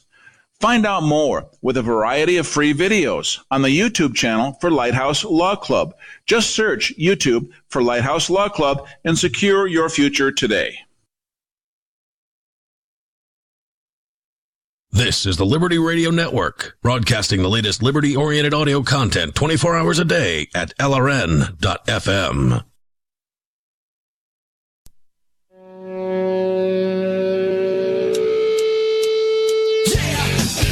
It is Free Talk Live. Dial toll-free. Bring up whatever you want. Here are numbers. 855-450-FREE. That's 855-450-3733. We've also got the Discord on-air call-in line rooms over at discord.lrn.fm. Hop into one of those. We'll get you on the air, and you'll sound almost like you are sitting here in the studio with us. Thank you, by the way, to Jared H. He is a Free Talk Live Gold Amplifier. That means Jared is contributing $10 per month to the AMP program. AMP stands for Advertise, Market, and Promote. And the idea is simple. You send in $5 a month. He's doing 10, but we only ask for 5. You send in $5 a month via PayPal, via credit card, via Bitcoin, BTC, and we'll give you some access to some cool perks, some cool benefits for being an amplifier, like access to the AMP chat rooms on our Discord server. There's an AMP-only Facebook group if you're still on Facebook, and there's some other perks as well, so head on over to ampamp.freetalklive.com, and please get signed up. It makes a big difference for us. It helps us reach out to more radio stations. We'll be going to the Talkers New Media Seminar in New York City in a couple of months, as we do every single year, and that's sponsored by Free Talk Live amplifiers like you. And so it helps us bring new stations on, and new stations mean new people who are hearing the ideas of liberty, many for the very first time in their lives. So if you like these ideas, if you like the things that we talk about, then please help us out at the AMP program at amp.freetalklive.com. As we continue, we'll take your calls and thoughts. You can bring up whatever's on your mind, and then we'll tell you more about this so-called anti-terror bill in the EU that is already, even though it hasn't been passed yet, being implemented by police departments. It's already being abused. Like. Yeah.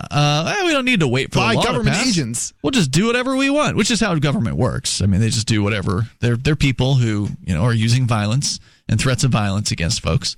And now they're threatening the Internet Archive. They're telling Internet Archive, if you don't take down these alleged terrorism articles, which aren't, I mean, you went through the list of them, and they're basically denying it, saying these are not terrorist related, then we're going to fine you or put you in prison. I don't know what the penalty is, but it's usually one of the other. They're calling it terrorist propaganda here, so it's the most absurd thing. We'll continue. Politics is terrorist propaganda now. Sure. Well, politics is terrorism. Well, sure. yeah, that's true. But let's go to Doug in Illinois. Doug, you're on Free Talk Live, listening via the TuneIn app. Hello. Hi. Can you tell me in New Hampshire if you have a law where you are required to be hooked up and connected to the power grid? It would surprise me if that existed because, New Hampshire's like the woods basically for the most part, and there's a lot of kind of off-the-grid style people that live here. So I suspect that does not exist. Yeah, you'd be shocked to find out, and I'm shocked to find out that we have it here in Illinois. No, I'm not shocked at all. That's Illinois. And yeah, right. I mean, a lot of it can have to do with the power company, ComEd. Mm-hmm. They lobbied to get the law done, and we're approaching a time here in the very near future where you're going to be able to generate your own power from light and from wind in your own home and have a battery unit in your home and be able to provide day and night power to your home.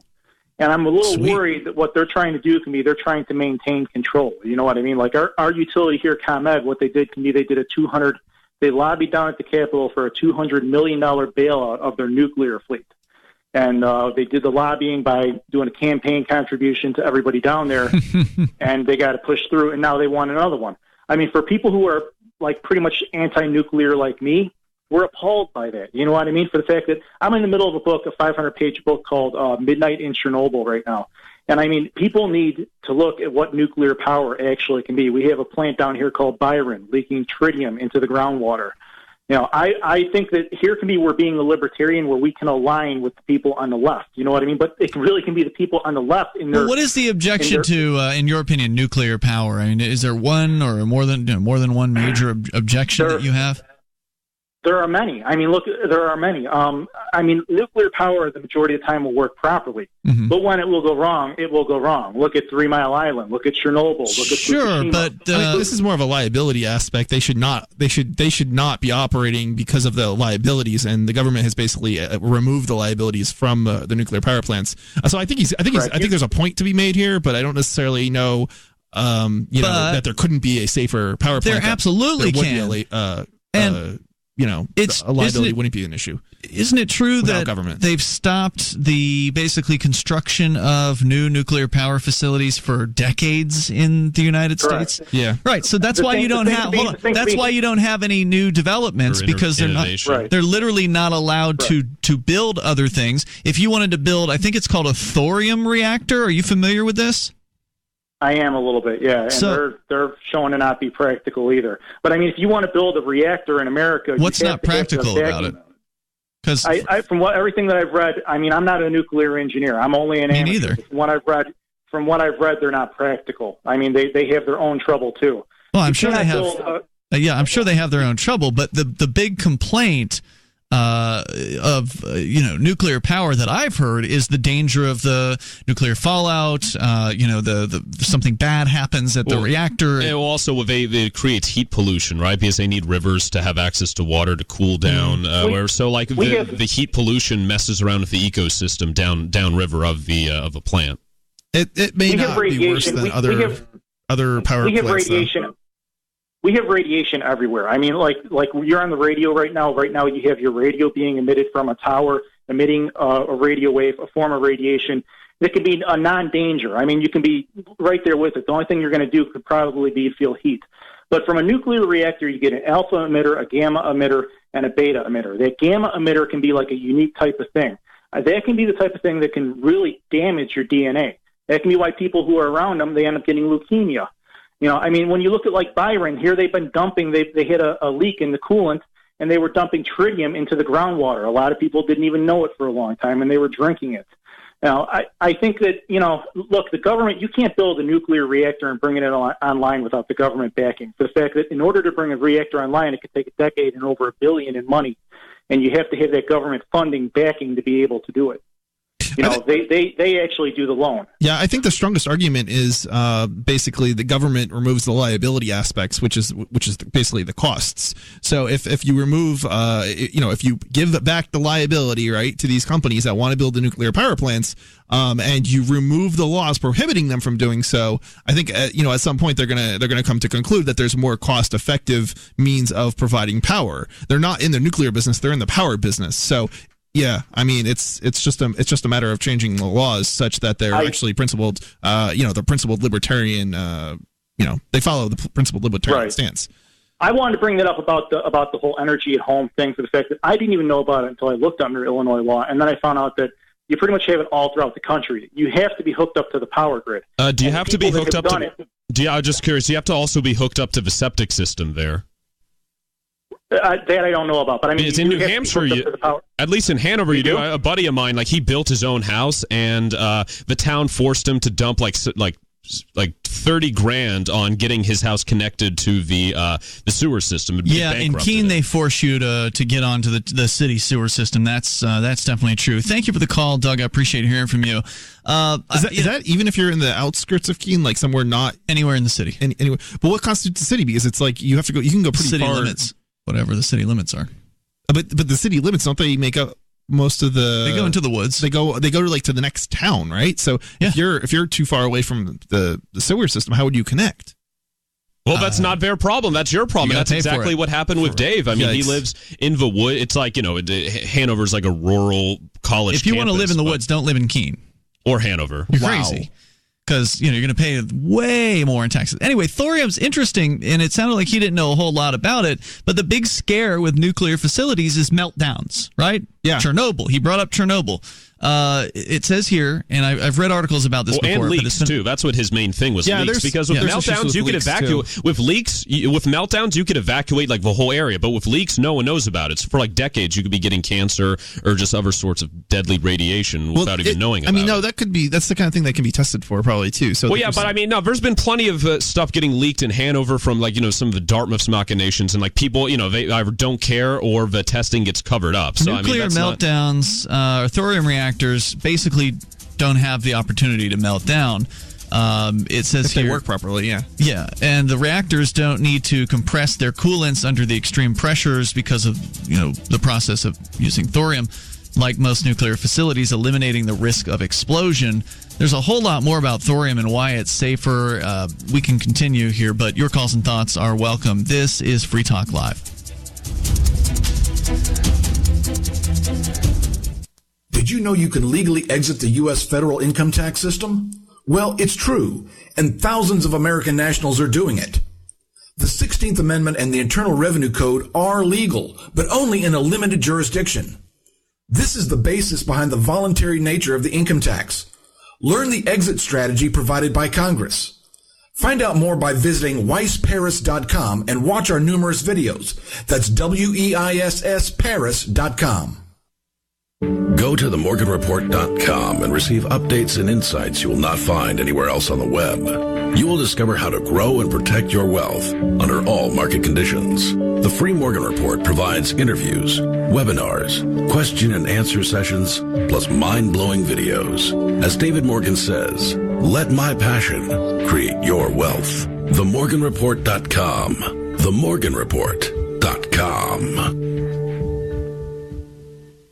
Pain in my neck, back, and shoulders has really gotten worse. Relief for body pain is here with Sunny Bay heating pads. Well, the last thing I want is to take another pill, so what's so good about Sunny Bay heating pads? Sunny Bay heating pads, made by Biomed DB Design right here in the USA, come in all sizes. Our extra large microwavable heating pad for back pain is designed to be large enough to cover your entire back. It's also perfect to wrap around your legs, knees, or shoulder and neck. But I need to know they're good quality. Of course, Sunny Bay heating pads and pillows are often an Amazon choice, and it's easy and most affordable when you purchase your Sunny Bay heating pads right from our website, sunshinepillows.com, or call us 253-678-1361. Hey, a Sunny Bay heating pad would make a great gift, right? Yes, and they start at just $19.99 and free shipping is available. So call 253-678-1361 or shop for your Sunny Bay heating pad at sunshinepillows.com. On Free Talk Live, we're bringing people to the ideas of liberty every day. From wrestling superstars like Glenn Jacobs. You guys really are having an impact, I believe. Like I said, a lot of where I am now is due to listening to Free Talk Live. You changed my mind on some very important issues years ago. To random people tuning in on the radio. I was kind of stuck in the left-right paradigm. I heard your show by chance on a Saturday night. From there, I went on, joined the Free State Project, and become an amplifier. So, I mean, that's really the reason why I amp is because I know that if it wasn't for you guys being on as many stations as you are, I never would have found the ideas of liberty. Your amp will directly change more lives by getting Free Talk Live in front of people looking for talk radio online and on the air. When you amp Free Talk Live, you get perks like access to the AMP-only Facebook group and AMP podcast. Visit amp.freetalklive.com. There are lots of ways to listen to Free Talk Live. Our podcast has been around since podcasts began, and now the FTL feed is loaded with content besides our full show archives. Did you know that we make it easy for you to customize your podcast subscriptions? We have different feeds, one that includes only our full shows, one with just the Daily Digest, and one with just the Edgington Post. You decide what you listen to. It's quick and easy to customize your feeds at feeds.freetalklive.com. That's feeds.freetalklive.com. Cell 411 is a free app for Android and iOS that replaces government-controlled 911. Cell 411 allows you to preset a group of friends or private organizations to show up at any emergency. Cell 411 is a nightmare for the state because it proves their so-called services aren't needed. Cell 411 has had thousands of installs, and of course it's covered by the BIPCOT no government license. Cell 411 because your friends won't shoot you when you're in trouble. Without the government, who would build the emergency services? You and Cell 411. Get it today at getcell411.com. You can sign up to receive the latest about the Liberty Radio Network via our email updates at updates.lrn.fm. That's updates.lrn.fm.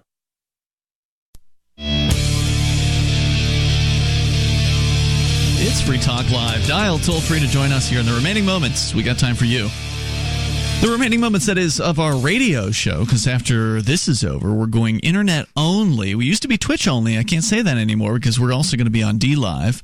So it'll be internet only, the after show, which we like to call Freer Talk Live. So stick around for that. You can find us over at twitch.lrn.fm or dlive.lrn.fm.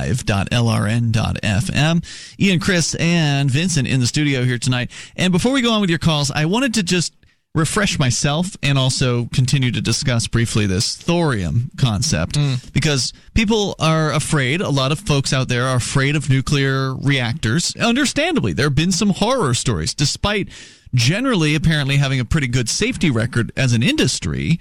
When the bad news comes, it's usually pretty scary and pretty bad. I mean, of course, a lot of people cite Chernobyl and 3 Mile Island as examples of horrific examples, from the past. But, it begs the question, what are the alternatives to nuclear within the nuclear power? What's the alternative to uranium? Well, it's thorium. And Martin Katusa over at Forbes.com has a story about this, talking about the Fukushima disaster, which many of us remember from Japan.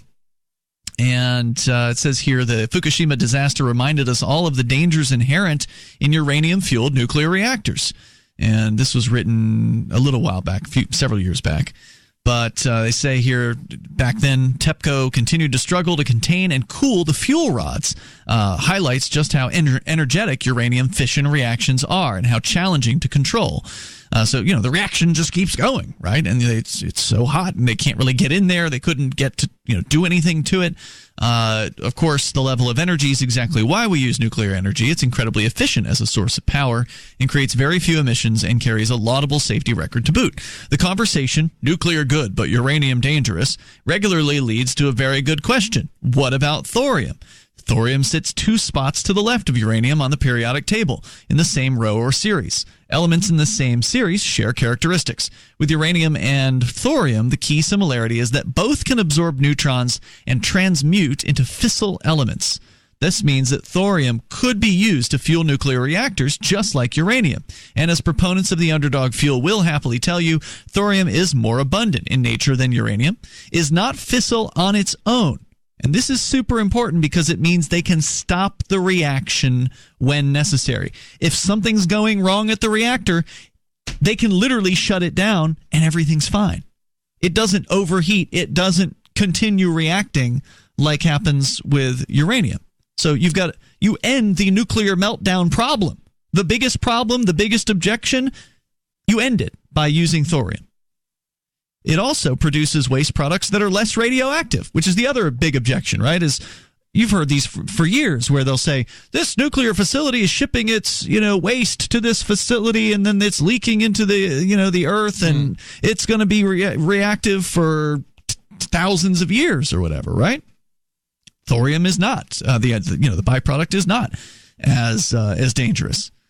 And let's see what else. Oh, and it generates more energy per ton, so it's more efficient. It's more useful. So why, he asks, are we using uranium? Well, as you might recall, research into the mechanization of nuclear reactions was initially driven not by the desire to make energy, but by the desire to make bombs. The $2 billion Manhattan Project that produced the atomic bomb sparked a worldwide surge in nuclear research, most of it funded by governments embroiled in the Cold War. And here we come to it, he says. Thorium reactors do not produce plutonium, which is what you need to make a nuke. How ironic. The fact that thorium reactors could not produce fuel for nuclear weapons meant the better reactor fuel, thorium, got short shrift. Yet today, we would love to be able to clearly differentiate a country's nuclear reactors from its weapons program. And then he goes a little bit more into detail about thorium and uranium. I'll put a link up on the Twitter over at twitter.freetalklive.com, on our Mastodon at toot.freetalklive.com, and our Telegram at telegram.freetalklive.com. You can get into a lot more detail on the differences between uranium and thorium. But I think that for a lot of people that have objections to nuclear power, it seems to me like their objections are primarily based in the fact of meltdowns and the byproducts. And this solves those problems. I mean, it's a natural development. Like, we have clean coal that we burn in the U.S. At first it was dirty and it wasn't particularly good for the environment. But as people were able to use it and make progress and make capital, then they could use that capital to reinvest it into finding cleaner ways. So if something's, not that I encourage practices that cause massive amounts of pollution, but I mean, banning it isn't always the best way. I mean, sometimes just letting the market go, it's eventually going to have a solution and get better. This is an issue of liability, I think, and if you have to factor in the liability of a nuclear power plant, especially a more dangerous one, you would find that it's no longer cost effective. Now the question is, but you said they waive liability for them. The government waives liability, so they don't have to deal with the costs, basically. Right. And nor if they pollute the environment, they don't have to they don't have to pay to clean it up. But I think the same thing would apply whether it's a you're drilling for oil or you're drilling or you're doing nuclear. You're going to take more steps, more precautions if you have that full liability to deal with if in the event of a tragedy. And you also have the issue of insurance. No insurance company is going to insure you if you're not doing things in a way that reduces the insurance company's liability. Right. So, I think there are solutions to these problems, and it's not necessarily that we need to ban any of them. It's just we need to let the free market deal with the problem and hold people liable for their actions, including corporations. Exactly. So you want to bring up whatever you want, please do. The toll-free number is 855-450-FREE. He's David in New Mexico. You're on Free Talk Live. Hello, David. Yeah, since you're talking about my cousin, Ernest Orlando Lawrence, who? Manhattan Project. Oh, okay. You jogged some memories. You just mentioned the Manhattan Project. My cousin, I would argue, was the single most influential person in the Manhattan Project because he's the one that recommended to General Groves that General Groves hire his friend and colleague Oppenheimer to run the Manhattan Project. Huh.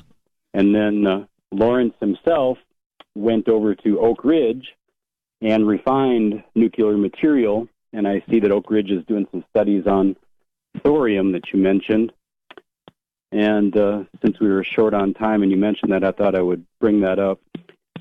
And, excellent. There's all kinds of, if you Google, well, here's a picture right there. If you Google Ernest Orlando Lawrence and any other keyword, and Oppenheimer, for instance, and then look at the images associated, there's all these guys, Oppenheimer, Seaborg, Teller, who else? So there's one more I'll guy take your word for it. Hey, thanks for the call tonight, David. I appreciate it. So what else did we need to know, Chris, about this terrorist bill in the EU that is apparently going to result in these policing agencies targeting the Internet Archive and likely a bunch of other websites? I mean, this is basically something that just can't even work. But let me here's what the Internet Archive had to say. Oh, good. So and as the archive explains, there's simply no way that, one, the site could have complied with the terrorist content regulation had it been law last week when they received the notices, and two, that they should have blocked all that obviously non-terrorist content. The Internet Archive has a few staff members that processes takedown notices from law enforcement who operate in the Pacific time zone. Most of the falsely identified URLs mentioned here, including the report from the French government, were sent to us in the middle of the night between midnight and 3 a.m. Pacific. And the law says they have to remove it within an hour. Right. And all of the reports were sent outside of business hours of the Internet Archive. The 1 hour requirement essentially means that we would have to take reported URLs down automatically and do our best to review them after the fact. Meaning, basically, you would just have to, everything would just have to be taken down on the whim of a police or law enforcement. It's terrifying. And it could mean millions or an entire site, even effectively, based on what they're saying here. How come they don't just say, screw you, Europe? We're not based there. They're in San Francisco. It's a good question. And I don't think I don't know if they have any operations in Europe, and they might. And that's the problem. If they have any kind of connection to Europe, whether it's bank accounts or people or employees or anything, remote workers, you could end up finding yourself, them having access to basically your bank account. And at that point, it's like game over, even if you ignore it. And I'd tell them to go pound sand and close down any kind of European offices. I think they should. I think more people should, and I actually wish more websites would ban Europeans effectively, just like many of them already do, especially news sites, because of the ridiculous laws they've got there now. All right. Hey, don't forget to check out more of Chris on his show. It's Freedom Decrypted. It's a tech show with a Liberty slant. Yes. Over at freedomdecrypted.com. Vincent, you've got your own show, Questioning Authority. It'll come up tomorrow night at 10 p.m. Eastern on LRN.FM, shirefreemedia.com. That's your website. Stick around if you're on Twitch or DLive. We got more coming up on the internet only. Stop. The Free State Project has reached its goal of 20,000 liberty lovers who've pledged to move to New Hampshire and get active to achieve liberty in our lifetime. Perhaps you're trying to figure out what part of New Hampshire should be your destination. If so, consider Keene. You'll find more than 150 reasons to move to Keene at move.freekeene.com. Keene is famous for its historic, publicity-generating activism, as well as being the liberty media capital of the world. It's home to freekeene.com, New Hampshire's destination for liberty activism, news, and opinion. For years, we've been compiling over 150 reasons to move to Keene at move.freekeene.com, where you'll learn about some of what's happening here and what makes Keene a great place to live. If you love liberty, you'll probably enjoy anywhere you end up in the Shire. But do your due diligence first. Please visit move.freekeene.com for the full list of over 150 reasons to move to Keene. That's move.freekeene.com. Are you a cryptocurrency advocate? The Crypto Tip is the ideal outreach tool to help new people discover cryptocurrency. It's a printable business card-sized tip that you can give to service providers, preferably in addition to a good cash tip. When the server scans the QR code, it'll bring up an explanation of cryptocurrency, how to install a wallet, and allow them to claim the tip. If they don't claim the crypto, you get your tip refunded to you after a time period you specify. Plus, if they do claim the tip, you get an email alert. Create as many tips as you want at cryptotip.org. That's cryptotip.org.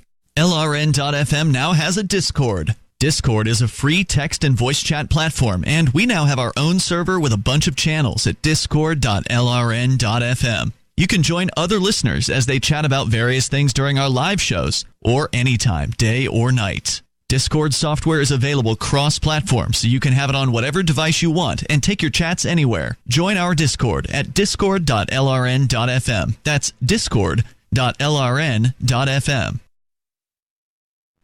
Coming up next after the news, Hour 1 of the latest episode of Free Talk Live here at listen.freetalklive.com. This is the Liberty Beat, your daily source for liberty news and activist updates. You're listening to the Heartland Newsfeed Radio Network, broadcasting live 24/7 at heartlandnewsfeed.com. This is the Liberty Beat, your daily source for liberty news and activist updates. Produced in partnership with SNLS News and listeners like you. Online at libertybeat.news and snls.news. I'm Mick Murrow, reporting for the weekend edition of the Liberty Beat. Gold is trading at $1,293, silver at $15.02, and Bitcoin is trading around $5,069. Today's prices are brought to you by InnoScale. Take off with Managed Cloud. Looking for a safe, secure way to store your important files online? Let InnoScale handle it for you. Their high availability cloud servers are the perfect solution for clients needing one or more secure, scalable servers with built-in hardware failover protection. For details, see them online at InnoScale.net. Free Julian Assange and Chelsea Manning.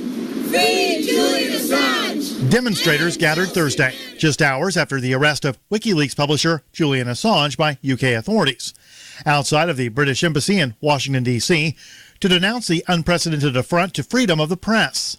Protesters also took the opportunity to highlight the injustice of the jailing of Chelsea Manning over her refusal to testify against Assange. Anti-war groups Code Pink, Answer Coalition, and Popular Resistance, in addition to a handful of unaffiliated activists and sympathetic reporters, took turns giving speeches in support of Assange and his publishing record.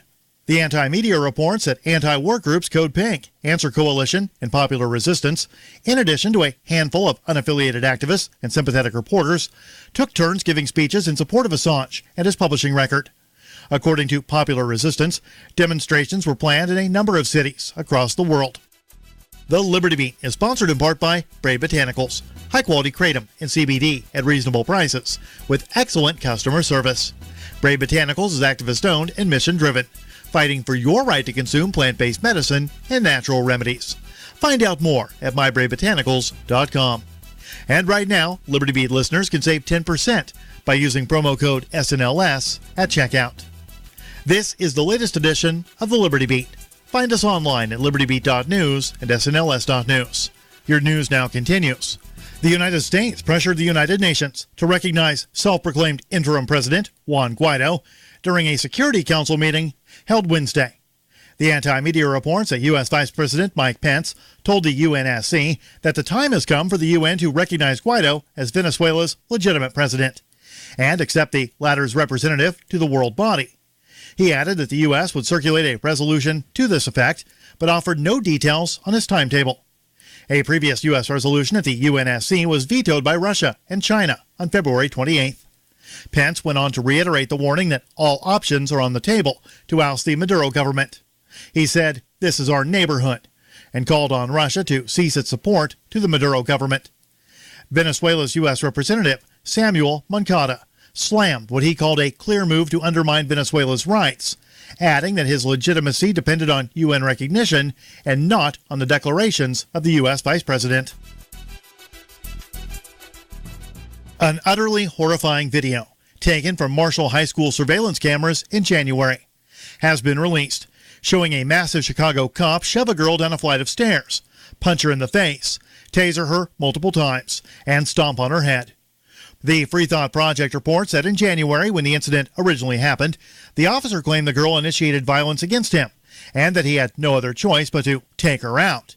Now that the entire video has been released, we see the claim is not true. The victim is 16-year-old Nigma Howard. She has since filed a lawsuit after the two cops savagely beat her for no reason.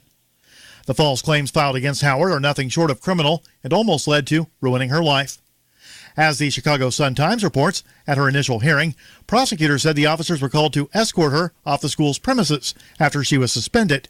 But she refused to leave the building and kicked, bit, and spit on the officers. The girl's attorney said that is nothing but a lie. Support for the Liberty Beat comes from the Conscious Resistance Network, featuring videos, news reports, and articles from a spiritual anarchist perspective. Experience the Conscious Resistance at theconsciousresistance.com. How would you like to have your business featured on the Liberty Beat? You can. Just send an email to libertybeat@snls.news for details. This is the Liberty Beat, produced in partnership with SNLS News and listeners like you. The Liberty Beat is online at libertybeat.news and snls.news.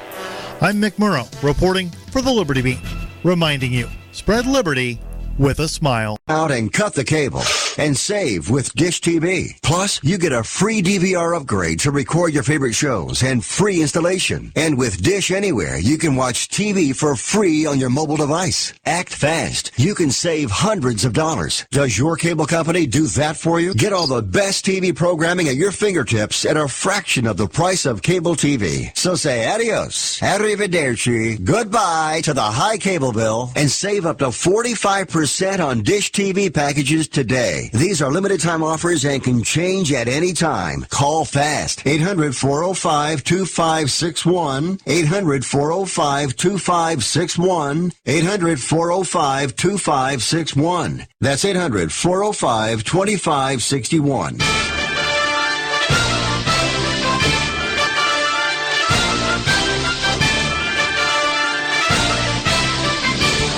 Live, worldwide, Sports Byline USA. And here's host, Ron Barr.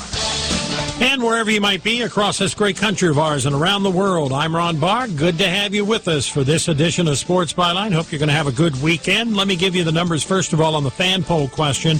How would you rate the Texas Tech-Virginia college basketball game? We gave you 4 opportunities: fair, good, outstanding, and a classic. Still, nobody thinks it's a classic. Like, I'm the only one, I think. 20% of you say it was fair, 20% of you say it was outstanding, and 60% say it was good, and I guess that's about the best you can get. But we'll leave it up for the weekend, so check it out. You'll find it on the homepage at sportsbyline.com. Coming up next week, we have some great guests for you. Dennis Rodman will be with us Monday on Sports Byline. Dabo Swinney, head football coach at Clemson, and what a great job he has done with the Tigers down there. They have won 2 of the last 3 national championships, and in winning 2 national championships, he beat Alabama both times, and this last one, boy, they just blew them off the field. So we will talk to him on Monday, and I also see we're going to share with you an interview with the late Lon Simmons, Hall of Fame baseball broadcaster, but he did other sports as well, football. He broadcast the 49ers games for a number of years as well. Don Staley will be here, and John Starks to talk some basketball. That'll be on Thursday. So we hope you make it a habit to join us each night for 3 hours on Sports Byline. We're going to kick things off with Roy Eisenhart. He's been a lawyer, former president of the Oakland A's, now teaches law and sports at UC Berkeley, and he joins us for the segment that we call Inside Angle, in which Roy and I take a look at some of the stories that have unique angles to them, try to give you a deeper perspective, because Roy is a guy that has been around sports for a long time. I've been around sports for a long time, and I think sometimes it's just headlines for a lot of fans, and they'd like to have more information, and we try to provide that. Then Sal Berry will be joining us. Sal is on us with the Collector's Corner. He's a writer for Sports Collectors Digest, Beckett Publications, and the Hockey News. Also has been running a website called Puck Junk, which focuses on hockey collectibles and culture.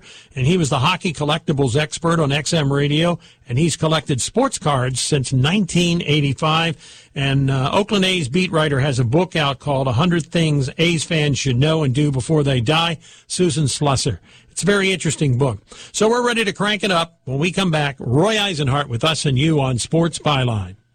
Hey, I'm Andy. If you don't know me, it's probably because I'm not famous. But I did start a men's grooming company called Harry's. The idea for Harry's came out of a frustrating experience I had buying razor blades. Most brands were overpriced, overdesigned, and out of touch. At Harry's, our approach is simple. Here's our secret. We make sharp, durable blades and sell them at honest prices for as low as $2 each. We care about quality so much that we do some crazy things, like buy a world-class German blade factory. Obsessing over every detail means we're confident in offering a 100% quality guarantee. Millions of guys have already made the switch to Harry's, so thank you if you're one of them. And if you're not, we hope you give us a try with this special offer. Get a Harry's starter set with a 5-blade razor, weighted handle, shave gel, and a travel cover, all for just $3 plus free shipping.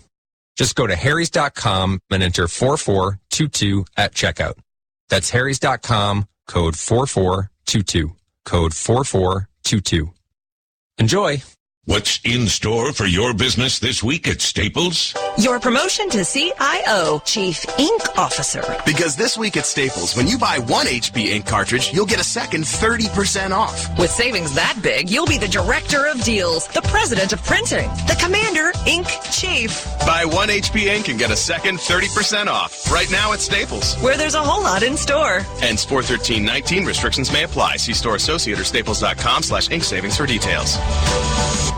Let's have a chat about your debit card. The card you use for the things you buy every day. What if you could get cash back every time you bought those things? Well, now you can. Introducing Discover Cashback Debit. Just open a Discover bank account and start earning 1% cash back on up to $3,000 in debit card purchases every month, automatically. Plus, there are no monthly fees or minimum balances. Now you can get cash back on the way you like to pay. Open a Discover bank account and get the debit card with cash back. Go to discoverbank.com/debit. Limitations apply. Excludes money market accounts. Discover Bank, member FDIC.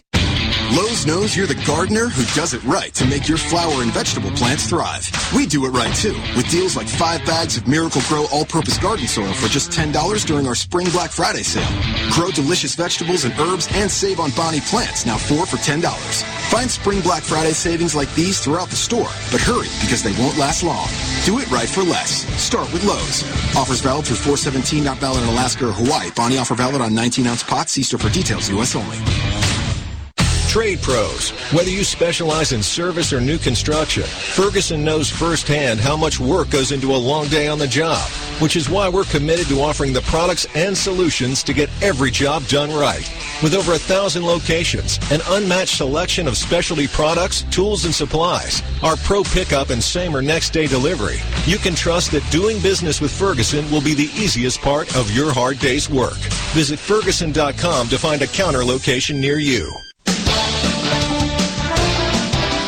This is America's Sports Talk Show, Sports Byline USA. Here's Ron Barr. Time to check in with Roy Eisenhardt, as we do each week here on Sports Byline. We call this weekly segment Inside Angle. And Roy has been a lawyer, former president of the Oakland A's when his family owned the team, and now he teaches law and sports at UC Berkeley. And we take a look at some of the interesting stories. Roy, I came across a story headlined, XFL will consider college players. And, of course, as you know, NFL rules prohibit players from entering the draft until their high school class is 3 years removed from graduation. But as of 2020, football players who wish to turn pro sooner will have a viable option besides the Canadian Football League, and that would be the XFL. And their commissioner, Oliver Luck, has said his league won't recruit kids on college campuses, but there are categories of college players that may be of interest to us, including those who have graduated early but are not yet ready to declare for the NFL draft, or guys no longer academically eligible. Players who want to transfer but decide they don't want to sit out a year may also be a fit. On the surface, just hearing that, what's your reaction to it? My reaction is that this is the inevitable next step when we find that these college or the pro really draft rules that the NFL has in place, the 3 years, and the NBA has in place of the 1 year, become so rigid and so penalizing of the players in terms of their ability to go out and earn a salary playing football as opposed to doing it as a student athlete, that this is the inevitable next step. And I think it's a logical step for a lot of kids to take because the quality of play will probably be decent. They'll get exposure to scouts, and it's a good option to playing college football because the players can make some money while they're waiting till they become NFL eligible. So I think it makes sense. Yeah, one current player, college player, says you would have to consider the XFL over college football because something could happen. You can get hurt. You have to take care of yourself because it can be over just like that. Yeah. And I think that's a viable concern. My only, I guess, concern also is the fact that you lose your eligibility if you declare in any way for a pro sport. And I'm just wondering if you wanted to come back or found out that you got cut. I mean, as young as people are, and football is not basketball, I mean, from a physicality standpoint. Right. So I'm just wondering, putting all that into play, whether it's a smart decision or not by a player. Well, I think that probably on an individual basis, let's take a an example we all remember, probably Maurice Claret, right, who was declared ineligible by Ohio State, but yet not allowed to go and play in the NFL. And this would be a perfect situation for him. He could have gone and played in the XFL and then gone into the NFL. I think, agents have to counsel their players well, and if they're not going to necessarily make it in the XFL, they have cut off their right to revert to playing college football, that's for sure. But then if they're not good enough to play in the XFL, they're probably not good enough to play in the NFL, so I'm not sure what they've really lost. When I take a look at the NBA, if they do away with any type of limitation, you can go right out of high school into pro basketball. I understand that, but if you take that away in the football area, while it would hurt basketball by not having that talent available out of high school, I don't think it would hurt football by not having that talent available in the college ranks. Would you agree with that? Yeah, I mean, a lot of the football players who go relatively high in the NFL draft are relatively anonymous. I mean, relatively on a national basis, because there's 22 people on the field and 55 people on the roster, so you just kind of get lost in the crowd in football, whereas basketball is such a small isolation, and we tend to pay so much attention to the first-round draft pick potentials like Zion Williamson that, yeah, I agree that the two sports do compare differently. The XFL idea is kind of similar to the idea of the players going out of high school and playing in the NBA G League for a salary rather than going and playing 1 year for University of Kentucky for no salary. So there's a comparability there. Yeah, Oliver Luck had some other ideas because the XFL will be getting started after this coming NFL season, and given the failure of the AAF, you just kind of shake your head a little bit. But yeah. I know Oliver fairly well, and I think what they're trying to do is going to be unique, but he also envisions an up-tempo, fast-paced game with fewer stoppages and thinks one way to achieve that is to eliminate the huddle, saying we're considering outfitting the entire team, not just the quarterback with earpieces. I always thought it was the height of inefficiency for the coach to use communication systems to tell the quarterback what the play was going to be and then have it take 5 or 6 seconds for the quarterback to tell everybody else. Your reaction to that? Well, we've talked about this a lot, this tendency to try to speed everything up. I mean, when I listen to music, I don't always have to listen to the Flight of the Bumblebee, right? There are other choices, and I think this emphasis on speeding sports up, whether it's baseball or whether it's the XFL, or probably the fan is probably going to not notice much difference. Speaking of the fans, he also suggested providing fans access to content they haven't been exposed to prior. Luck believes he can bring innovation to the broadcast. We're looking at giving fans the ability to listen in on the communication between the coaches in the booth and the players on the field. And there may be an opportunity to bring fans into the locker room for the coach's pregame speech without impacting the integrity of the game. Good luck with that. Good luck with that. I've always had kind of a red line where I think you can get too close and personal with the sports. I think there is a certain mystique about having some distance between you and the playing of the game. And when they mic coaches and mic players and everything like that, I just kind of get turned off by it myself. We have a fan poll question. How would you rate the Texas Tech-Virginia College Basketball Championship game? And right now, 57% say it was good. 29% said it was outstanding. 14% said fair, and nobody besides me thought it was a classic. Well, I don't know. Classic is more when the game's in the rearview mirror for a couple of years. But I think it was great basketball. And the whole weekend, and in fact the previous weekend as well, were really good. I frankly didn't have the intention of sitting and watching those games wall to wall, but I did, because they were all fascinating games, the matchups, the players, that ending of the game where the players fouled on the three-point shot and he makes all three to win the game. I mean, that was that was something I had never seen and really helped my attention. I think it really was good for college basketball also, because a lot of those teams had, sophomores, juniors, and seniors on them. They weren't just a bunch of one-and-dones and who were there for a year to play. So I liked it. You know what made it also special, I think, is the fact that we were talking and watching amateur sports and athletes. Mm-hmm. And those kids making the shots that they did at crucial times. You expect that to some degree with the NBA, but boy, that's what, for me, made it special. That's right. And they're not necessarily guys who are going to go sign first-round contracts in the NBA. They're kids with a heart and a good muscle memory. I mean, I don't know. If I had tried to shoot those free throws, I think the ball would have gone over the top of the backboard. Well, if it was me, it would not have even reached the rim. Okay, one or the other. One or the other. What did you think about the officiating? People were still talking about that championship game and, of course, the call made by the official. Yeah. I think that falls in the area of we've now had the opportunity with instant replay to look at things, frame by frame, and so we're obviously going to see the game differently. I thought the officiating was good. I think we'll call it a missed call when the Virginia guard dribbled the ball off his foot, but it happened so fast in real time that you don't really see it happen. And then the officials were anticipating anyway that they were going to take a foul because that's what they had been doing. So they were kind of anticipating the foul. So I completely forgive that. That's the kind of thing that falls with me in the percentile of statistical error you're always going to get in any decisions. We only have 45 seconds left. I remember Tony La Russa, when he was managing your ball club, the Oakland A's, that he said that he breaks the season down into 3 points. The beginning, of course, by trading deadline and then going into the playoffs. Yeah. If you were to take a look at baseball right now, what do you think about the teams that are playing, how they're playing?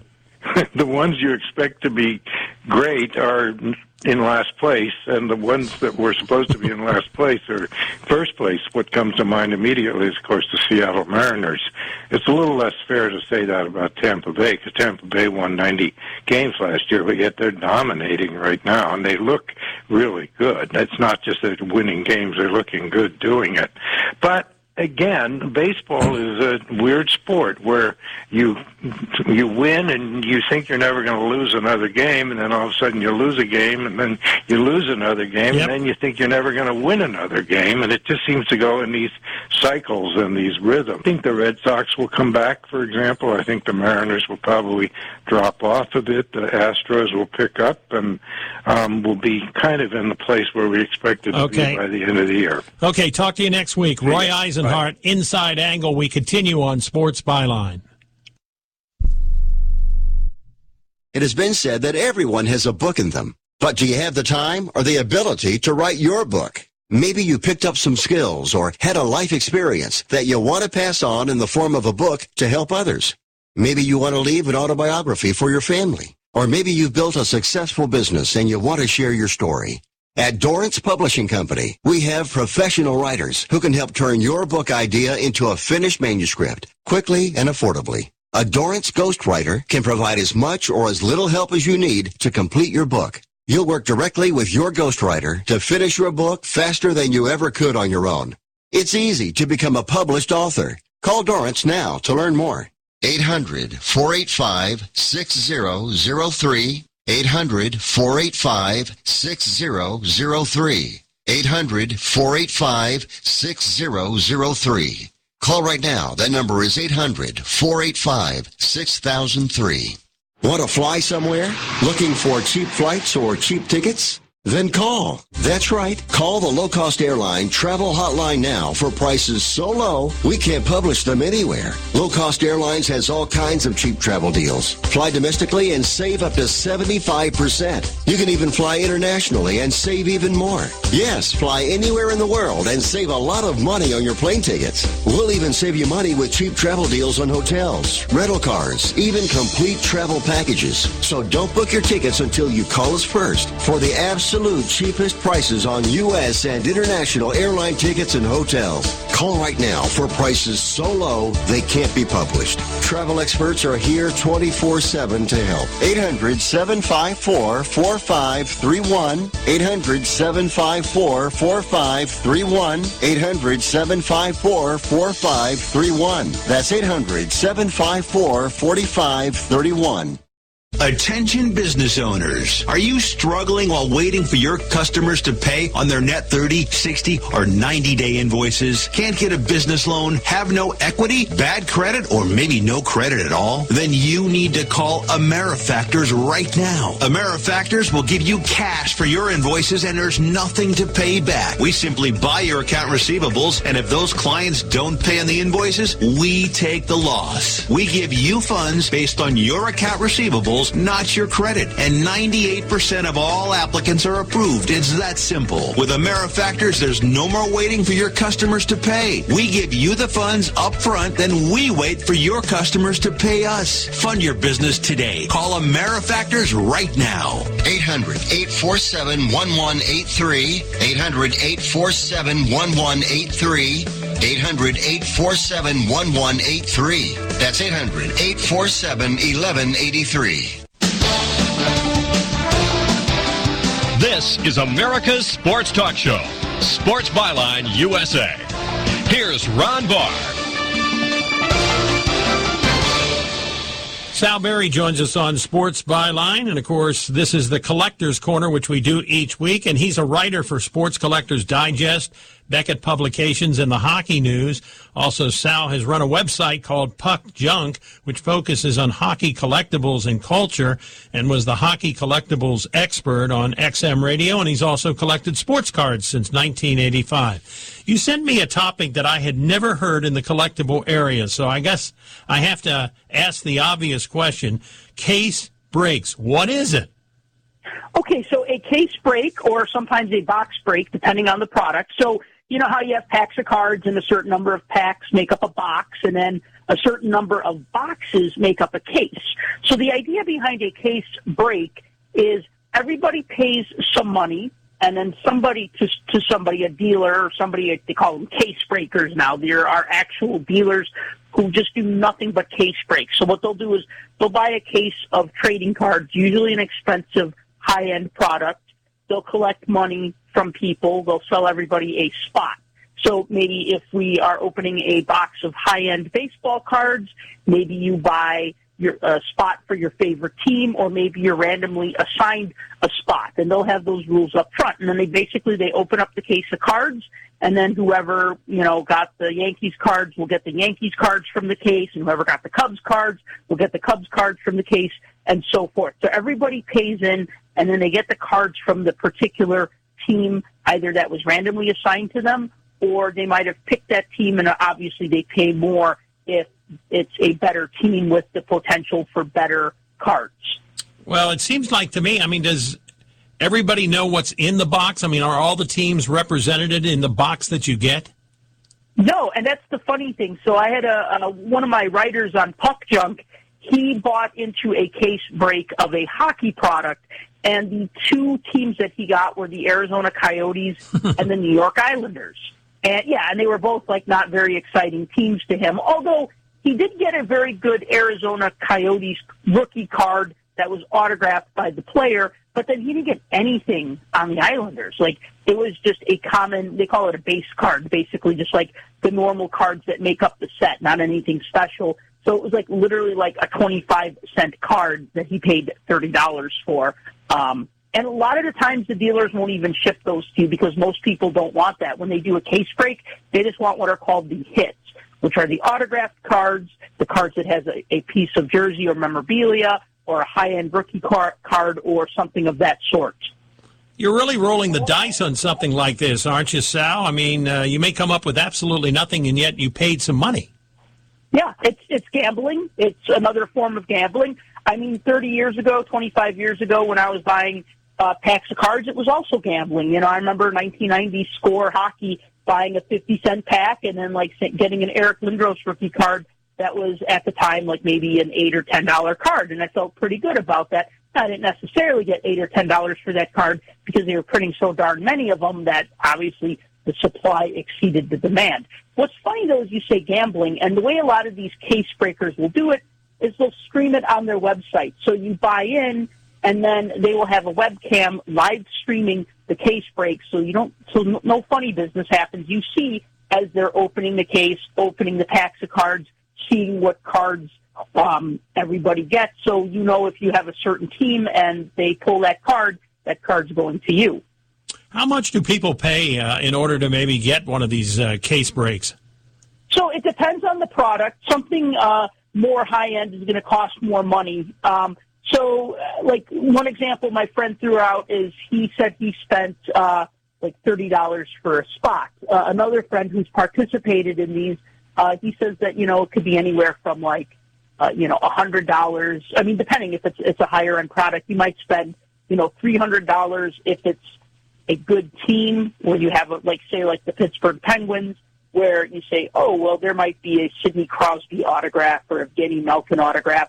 Or if it's a team that has a popular rookie from this season, then you pay more. So, I mean, depending on the product, it could be something low like $30, and you just go, all right, I'll just throw in $30 and see what I get. Or it might be a couple $100, and you're really rolling those dice and hoping that the case breaker gets a good card from the team that either you paid for or the team that you're assigned. Because if you're assigned a team, then everybody pays the same. Yeah, and if you don't get anything that you want, you kind of drop doing that, don't you? Oh, yeah, I mean, I think, and here's the other thing. If you have a lot of money to spend on cards, you might as well just buy a box or a case yourself. So if it's a $500 box of cards, you might not say, so if I do a case break and I chip in $150 and they're going to open 5 boxes of these $500 cards, and maybe I'll just spend $2,500 and get every card in the case. Now, if I'm going to spend, this is just my personal bias, I'm going to spend $2,500 on trading cards, I'm going to buy something vintage. It just doesn't do the same for me for a new card to spend, $2,000 or $3,000 on a case of cards. I did buy a case of O-Pee-Chee cards once, which is considered a low-end product, and that was actually fun because I opened all the packs, I made sets, I sold what I didn't want, I kept my complete set. I actually came out a little bit ahead, and it was a lot of fun. But that wasn't really case breaking. That was just me just buying lots of cards at once. We've talked about this before, but I see that at least Beckett is doing something to do something about the legitimacy of collectibles, most notably probably the cards. What are they doing? They've got this online autograph review service? Yeah, so they launched this new online autograph review service. PSA also has something similar like that. What I think is going to be a game changer about this Beckett service is they're developing an app where you will be able to take a picture of a product and send it to them. So it's basically for autographs. Now, there have been so many times where I've been at a show and I see something that's autographed and I go, I don't know. I don't know if that's legit. And if I don't know if it's legit, then I don't need it, right? One time it's kind of funny because a friend of mine, he's a really big Pittsburgh Penguins fan, I saw a card that was autographed by Mario Lemieux. Now, I don't really know what his autograph looks like because I never got his autograph versus, say, like Chris Chelios, who we both know. I got his autograph a lot of times as a kid, so I know what his signature looks like, so I could just kind of tell from looking at it, yeah, that's legit. So I took a picture of this card, and I texted it to my friend, and I said, do you think does this look right to you? And he says, no. He's like, the few times I've seen Lemieux's autograph, it didn't look like that. And he's like, and also, he was very hard to get an autograph from back when he was a player. So what Beckett will do is you can send him this picture, and sometimes, they're saying 24 to 48-hour turnaround time, but they're actually working on a way to make that done in a matter of minutes or hours. So if you're at a show, you could say, hey, I want to buy this. Can you tell me if this autograph looks legitimate to you? I would think just knowing whether it is accurate and real or not, I don't even know how they would do it in such a short period of time. They have people on staff who look at lots and lots of autographs and authenticate it. I think what's great about this is because you're sending it to them right away, you don't have to mail them the item, and you're basically just getting the picture right to them. And now, if they know, there's a big show in Chicago this weekend, or like we got the National Sports Collectors Convention coming up at the end of July, of course they're going to have people on staff, ready for that sort of thing. So I think for like the bigger shows, and as more people use it, they'll have people on staff who will be able to ascertain how much it is, and especially if it becomes profitable for them. Yeah, is there any possibility that there's a liability issue here? Because if, say, they say to someone that showed them their picture that that it is legitimate, but then later on they go to sell the card or something, and it turns out that it isn't legitimate, I would think that would cause big problems. That is a great question. And so what they're doing is they're not necessarily telling you that the autograph is legitimate. They're telling you if they think it will pass further scrutiny. If they think it will, I forget the exact term for it, but basically they'll look at it and say, that looks like something that could pass our authentication service, or though that's something that does not look like it could pass. Now, so you could buy it and then submit it to see if it passes their authentication service, and if then they might go back and say no upon further review. So this is just kind of like getting a quick, off-the-cuff opinion like you would from a friend, but maybe a friend that knows way more and has access to a lot more information on that topic than you do. We got about 30 seconds left. I know you're a big hockey guy, and what one autograph have you gotten that you cherish the most in that sport? I want to say it's probably my Chris Chelios. I have a nice framed signed picture from him. And now that I think about that, a couple of years ago I won a giant hockey card that was signed by Wayne Gretzky at a raffle, and that's also my favorite. So two favorites. How much is that worth now? Oh, the Gretzky is probably, a couple $100 easy. I haven't really priced it because I'm not always about price, and I didn't have to pay for it, so yay. Hey, listen, great job. And again, give everybody an email address if they want to reach out to you. SJB@puckjunk.com, or hit me up on Twitter @puckjunk. Okay, Sal, have a good weekend. We'll talk to you next week. Thank you, sir. We call it the Collector's Corner. Sal Berry, he's been with us a little bit over 2 months. He's a writer for Sports Collectors Digest, Beckett Publications, and the Hockey News. And check out the website called Puck Junk, and he's with us each week in what we call the Collector's Corner. We continue on. Writer Susan Slusser standing by to join us on Sports Byline. Bring on the April showers at Lumber Liquidators. We've got you covered with waterproof vinyl plank flooring, all on sale. Like malted oak vinyl plank for only $1.42. And all water-resistant laminate is on sale. Like new Desert Horizon Elm for only $1.79. Or refresh your home this spring with best-selling hardwood floors on sale. Do it yourself or have it installed for you. Plus, get special financing. Visit LumberLiquidators.com to find a store near you. You have plenty of pictures in your home, but you've never seen anything like this before. Introducing Easy Tiles, the world's first photo tiles made of sleek and ultra-lightweight glass. Easy Tiles makes it super simple. You use their exclusive app for iPhone and Android to upload as many photos as you like. Then they print them on tempered glass. Your order arrives on your doorstep in just days. And that's when the real fun begins, because with Easy Tiles, you'll transform your living space with a gallery wall that will amaze each and every guest. Easy Tiles are even simple to hang. No hammer and no nails. And because they're mounted on small risers, they appear to float on your wall. Easy to order, easy to hang, and guaranteed for life. Now you can save 30% on any size order, plus get free shipping on orders of 4 or more. Just download the free Easy Tiles app at EasyTiles.com and turn your best memories into beautiful glass wall art. Plus, save big now with this special radio offer. That's EasyTiles.com. Taming the briar patch, mowing the lawn, trimming the Yeti. Whatever you call it, it's about time we talk about manscaping. Guys, you manscape, right? You know, keep things trimmed and fresh below the waist. 9 out of 10 women of all ages prefer their guy manscaped. But you got to have the right tools for the jewels, or you'll look like you used a machete. Pop over to manscaped.com and check out their perfect package. Not that perfect package. The Manscaped Perfect Package 2.0 that was a smash hit on Shark Tank. It features the lawnmower, a precision trimmer engineered for below-the-waist grooming. Its skin-safe technology means no more accidental nicks and burns. Check out the lawnmower and the amazing grooming and hygiene products that come with your perfect package. What's that saying? Trim the shrubs and the tree stands taller? Get 20% off plus free shipping today. Visit manscaped.com and use promo code RING. Again, use promo code RING at manscaped.com. Manscaped.com. And now, a page from the diary of Flo. Dear Diary, the ghost is back.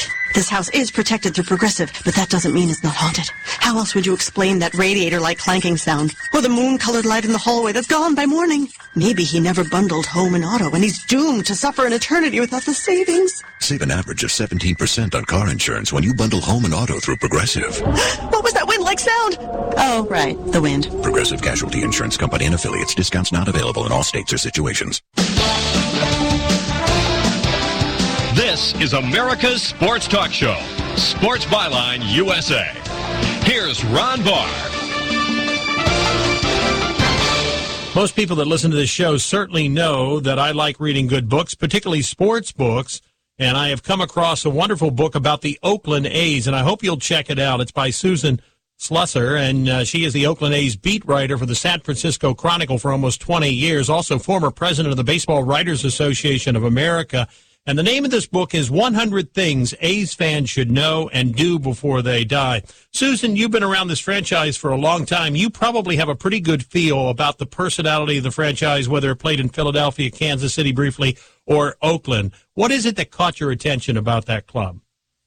Well, you know, there's sort of a theme that runs throughout the history of the franchise, and I'm including Philadelphia and Kansas City along with Oakland, in that they were always sort of the team that did more with less, which created a lot of innovation, thinking outside the box.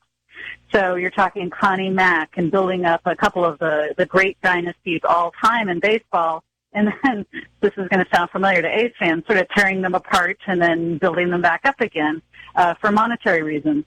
Kansas City, Charlie Finley came in as the owner and had all sorts of crazy, some would say wacky ideas that since have, some of them, become staples in baseball. Night baseball with lights and colorful uniforms and all sorts of fan activities and fun things. He was really in the forefront of that, and of course some of the things we remember from those great early 80s, early 70s A's teams with all the mustaches and the nicknames. He was behind all of that. So more thinking outside the box, all the way up through Tony La Russa and his revolutionary use of the bullpen, and then Billy Beane, of course, and the Moneyball and the sabermetrics, and once again, kind of driven by this not necessarily wanting or having enough money to spend and wanting to keep up with everyone else and doing things a little differently. So it was really fun to kind of see that thread, plus the colorful characters. I mean, I don't think you can find another pro franchise with a history of these sort of really larger than life.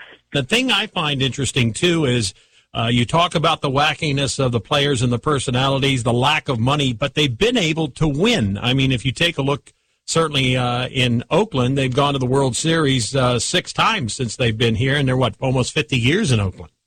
Yeah, that's exactly right. I mean, the success and the great stories. I mean, really, it's such a neat combination. And I think that, those early 70s teams, I think, get overlooked. But my goodness, 3 championships in a row, that just doesn't happen ever. And such an amazing group of personalities. And then you go back to the Connie Mack teams of the late 20s, early 30s. Again, some of the absolute all-time great teams, and they never get mentioned. So I hope that current A's fans can take a look at this and sort of see the history of the team and how really amazing it is. But really, even just a casual sports fan, I don't think they realize what a fun and successful franchise this is. And, there aren't a lot of pro sports teams where you can say all of that about them. What struck you about the Athletics? 1901, they were founded, when they were back there with Connie Mack as the manager in those early years with the Athletics.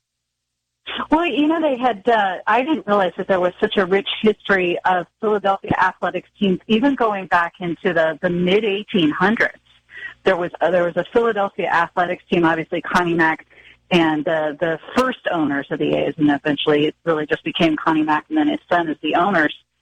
They just used sort of that history to build on. But even going back into the 1800s, amazing stories with those teams. But the fact that they were the first team, but even in Philadelphia, the A's somehow wind up being a little bit overshadowed once the Phillies come in, and they were always sort of number two, even in the Connie Mack days in the American League. They were sort of always battling against somebody, usually, the Yankees either for players or for, just fame and success. So, really, it's really funny when you look at the team now and the team then, the sort of parallels that you can draw. I think we all probably have our favorite Charlie Finley story, and you might tell everybody, since they may be other parts or around the world, a little bit how Charlie got control and became the owner of the team. And my favorite story is in one of the many changes of managers that he had the press conference over at a hotel in Oakland outside, and he had the podium in one direction, facing one direction, and the chairs for the media facing another direction. I've never figured that one out yet, Susan. Yeah, that's a little bit of a crazy one. And, of course, he would show up to events with the mule in tow, too. I mean, they talk about him coming to events at restaurants, and the mule would come right into the restaurant with him. And the wonderful late Ron Berkman, who wrote the first really great Oakland A's book, The Mustache Gang, told me that, it was a gorgeous, beautiful animal, but you're trying to eat your breakfast right there in the restaurant. There's a mule there. So, yeah, he would do sort of anything for effect, I think, and that was one thing. And, apparently with the mule, there were all sorts of crazy stories about the mule, but he would just not pay its bill. They had it stabled and obviously cared for, and they'd have to go to someplace like the Oakland Tribune or the San Francisco Chronicle and say, Finley's not paying the bill, and then they'd put it in the paper, and then they'd get a check from Finley paying for the mule. So, yeah, always a little on the cheap side, but happy to get any sort of publicity, even that. And if you go into the 70s when they went to those three World Series, he was part of the contentiousness, if that's a word, with the ball club and the players themselves. I mean, they would fight off the field, but once the players went onto the field, they were a team. What was behind all of that?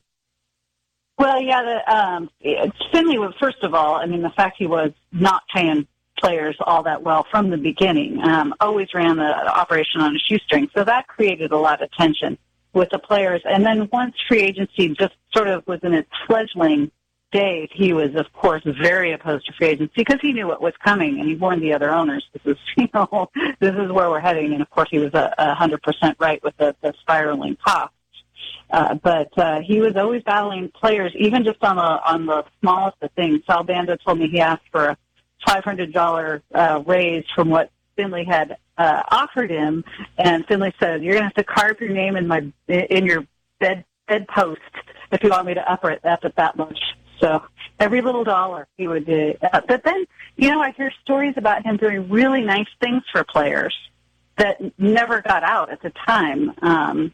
George Hendrick, who had battled with Finley on and off, said that when his mom died, Finley wound up paying for the entire funeral, paid for him to fly to the funeral and fly back, and still gave him a bonus that he thought would probably just wind up going to all those expenses. Still paid him the bonus anyway. And he said, actually really a kind man when it came to personal things. Well, let's talk about some of the interesting characters and stories with them in this wonderful book. And by the way, Susan Slusser is with us, and it's called 100 Things A's Fans Should Know and Do Before They Die. Tell the story about Rube Waddell, a pitcher who suddenly would leave the mound to chase fire trucks.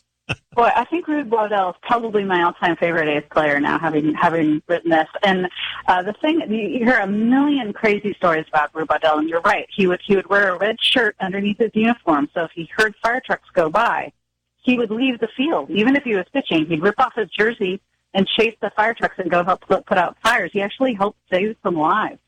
But he was such a kook that other teams would put wind-up toys on the field to try to distract him. They now think maybe he had maybe some sort of developmental disability or something, but he was just off the charts crazy, and he liked a good drink. So he pitched in a very famous game, 20 shutout innings, something like that, and then he bartered what he called the game ball all over Philadelphia, and there are taverns that still to this day have one of dozens of different balls he said were the game balls that he'd given in exchange for drinks. But I asked John Thorne, the MLB historian, I'm writing the book. I want this to be accurate. There are all these crazy, crazy stories about Rube Waddell. And he said almost all of them are verifiably true. And it's just insane. Connie Mack used to have to send Pinkerton detectives to haul him back for the season. They once had to track him down somewhere like Anaheim, where he was playing minor league ball, to haul him back to Philadelphia.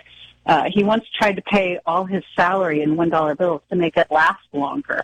One of the things that you talk about in this book is about the Oakland Coliseum when it was called the Oakland Coliseum, about people who have worked there. And I knew of at least one of them, and that was MC Hammer, who we'll talk about in a second. But Debbie Fields, who started the Mrs. Fields Cookie Empire, delivering baked goods to the umpires. Tell me more. Yeah, then known as Debbie Sevier, her maiden name. She was a ball girl, and she sort of just stood down the line. She told me she never really actually fielded balls that much, but she'd take the umpires' drinks between innings, and so she started baking them cookies and baking the players cookies, and everyone loved it. And she said she took her first paycheck, and with her first paycheck from the A's, she got really good ingredients. And she'd always just use sort of generic stuff, but she went and she got the best butter and the best flour and the best chocolate. And the cookies were phenomenal. And everybody said, wow, these are incredible. And, that sparked the idea of Mrs. Fields Cookies, which, of course, became an international company. And I think she sold it off a few years ago and is living very comfortably now. All started there at the Coliseum, just taking umpires' cookies. So who knew? And Tom Hanks was a vendor at the Oakland Coliseum. And as you mentioned, of course, MC Hammer, I think everybody knows, he was sort of discovered at the Coliseum by Charlie Finley and Reggie Jackson, depending on who you ask. And he was essentially wound up being the assistant general manager. How crazy is that? And he was young when that was the case. And a lot of people said that they thought really what he was a spy in the locker room for Charlie. Yeah, I think he was, really. That's sort of how he got that assistant general manager title. He was working in the clubhouse as a clubhouse kid. His brother also worked there. And he sort of reported back to Charlie everything he heard. But he'd relay messages. He'd get phone calls from Charlie Finley, who had his office in Chicago, and say, Charlie doesn't like this, Charlie doesn't like that, and he'd let Charlie know what was going on. When Telex, the Cal radio station, was broadcasting A's games one summer, which was a whole another amazing story, Charlie asked the broadcasters, could you put Hammer on for a while?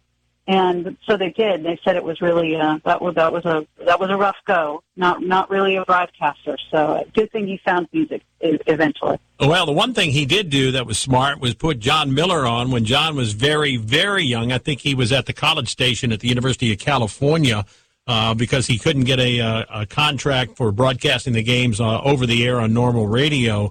But that was one of the good decisions I think he made.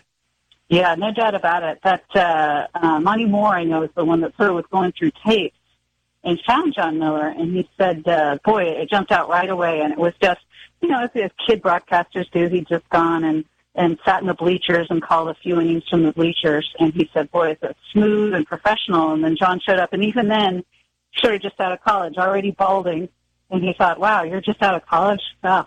But yeah, he worked for the A's, only briefly. But that's where he got his start. He always credits Monty Moore and Charlie Finley for giving him that opportunity. We only have a couple minutes left, but I'm wondering, what is your favorite story about the A's? Well, you know what? I've got a little bit of a bias. I think the chapter about Dallas Braden and his perfect game, in part because I was there, and it was just amazing. The whole the scenario was incredible. First of all, Dallas Braden hadn't really made much of a name for himself in the major leagues, except for having sort of a little bit of a verbal war with Alex Rodriguez, who'd run back across the mound, retreating on a foul ball one day at the Coliseum, and Dallas Braden let him have it. And he said, "Get off my mound." And that sparked a whole sort of flap between A-Rod and Dallas Braden. And I remember A-Rod saying, ooh, Dallas Braden, who cares? A couple of weeks later, he throws this perfect game, and it's on Mother's Day, and Dallas had lost his mother to cancer when he was just a teenager, was raised from that point by his grandmother, who was there in the stands for the game, and she came down and they had this long hug, and I don't know if there was a dry eye around. I mean, it was really, really special. But even better, we talked to his grandmother, Peggy, after the game and asked her at one point about A-Rod, and she said, "Stick it, A-Rod," which I loved.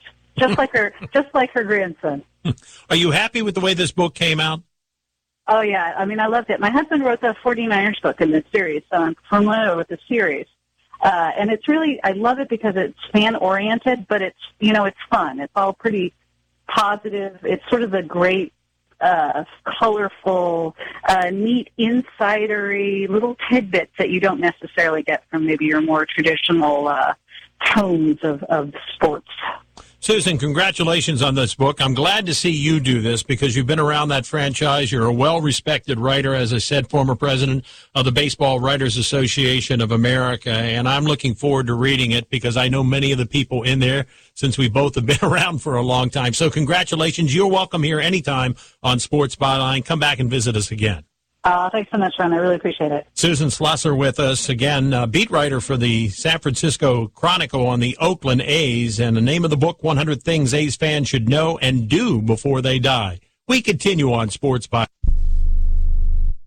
Rebuild or replace transmission, $3,200. Anti-lock brake system, $1,000. Rebuild or replace engine, $2,400. Truth is, once your manufacturer's warranty runs out, it's all on you. Every last cent. Get protection for covered repairs with a vehicle service contract from Toco Warranty. Unlike other companies, with Toco, there's no down payment, and the monthly payments are really affordable. Not sure how long you're keeping your car? At Toco, you can pay as you go. Keep your hard-earned cash and call Toco Warranty right now at 800-222-2313 to save big money on covered auto repairs. Prices vary by vehicle, but for about the cost of a tank of gas per month, a Toco plan has your back on expensive covered car repairs. Monthly payments are very affordable. Get your free quote now. Call Toco at 800-222-2313. That's 800-222-2313. 800-222-2313. Cancellation fee may apply, subject to eligibility. Not available in Missouri and Washington. Waiting period and deductible apply. Coverage provided and administered by Warrantech Corporation or its affiliates. Not affiliated with any manufacturer or dealership. Visit TocoWarranty.com for complete terms and conditions.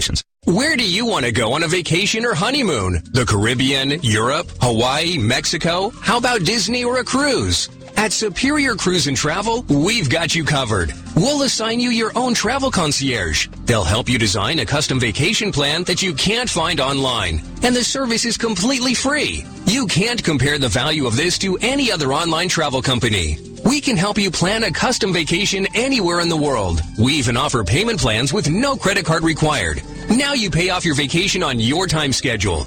Call now and mention the promo code RADIO and save up to $500. Book your custom trip. Call Superior Cruise and Travel now and talk to one of the highest rated travel agencies in the country with a 5-star A+ online rating. 800-570-9631. 800-570-9631. 800-570-9631. That's 800-570-9631. If you or a loved one is suffering from a physical or emotional condition that has left you unable to work, then listen carefully. Take this number down. 800-593-7491. That's 800-593-7491. When you call, you'll speak with a Social Security disability expert and get a free evaluation to see if you may qualify for disability insurance benefits from the U.S. government. That's right, a monthly cash payment paid directly to you from the Social Security Administration. Whether you're applying for the first time or you've already been denied disability benefits, call now. The disability attorneys at Pinnacle Disability can help you build your case, file an appeal, and represent you at no upfront cost to you. Don't wait another minute to see if you may qualify for your Social Security disability benefits. Call Pinnacle Disability Group at 800-593-7491 for your free case evaluation. That's 800-593-7491. 800-593-7491. Call now. This is America's Sports Talk Show, Sports Byline USA. Here's Ron Barr.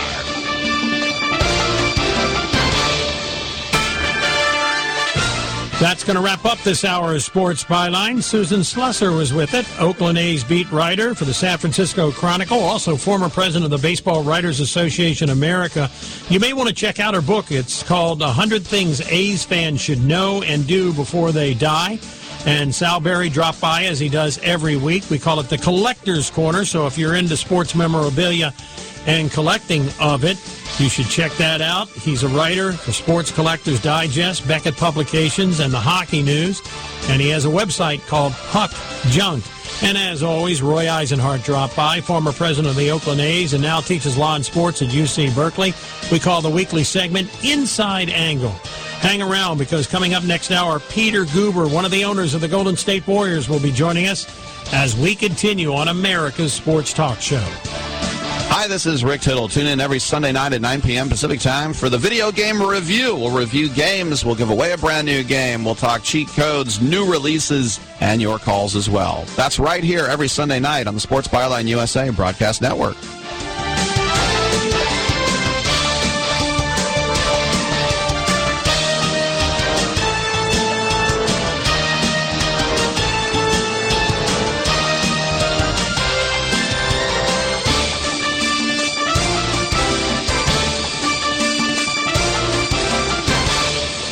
You're listening to the Sports Byline USA Broadcast Network.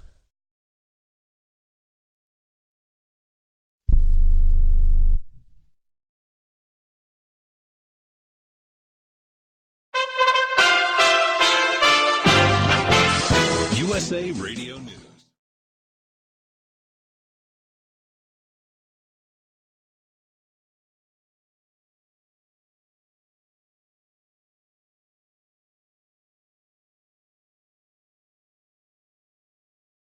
Where the rubber always meets the road, I think.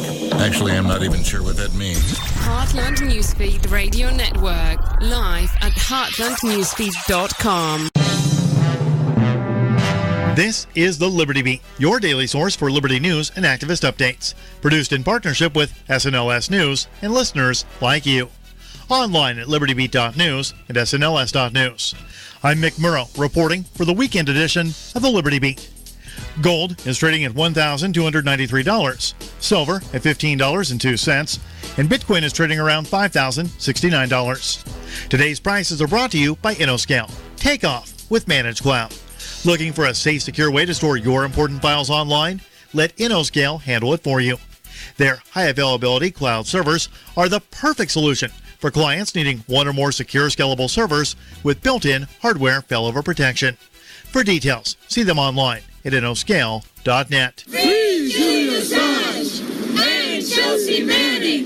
Free Julian Assange. Demonstrators gathered Thursday, just hours after the arrest of WikiLeaks publisher Julian Assange by UK authorities, outside of the British Embassy in Washington, D.C., to denounce the unprecedented affront to freedom of the press. Protesters also took the opportunity to highlight the injustice of the jailing of Chelsea Manning over her refusal to testify against Assange.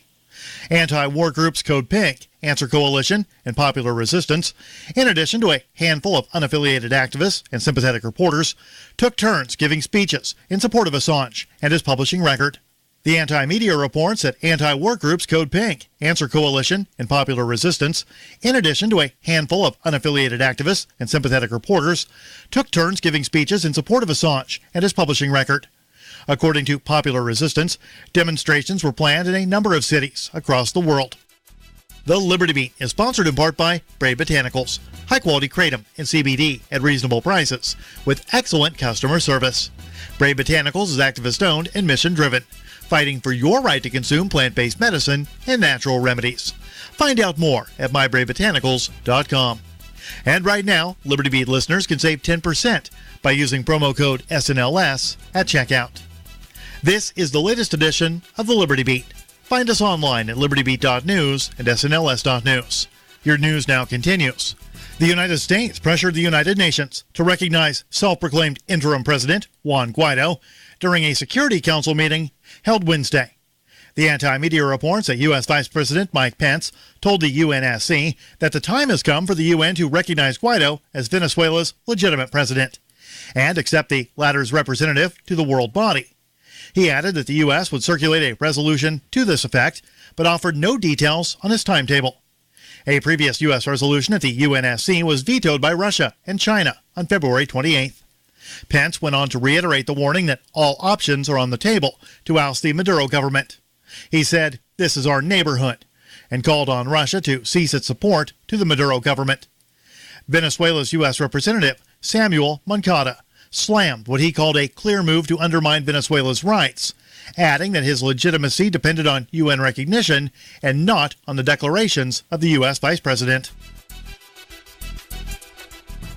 An utterly horrifying video taken from Marshall High School surveillance cameras in January has been released, showing a massive Chicago cop shove a girl down a flight of stairs, punch her in the face, taser her multiple times, and stomp on her head.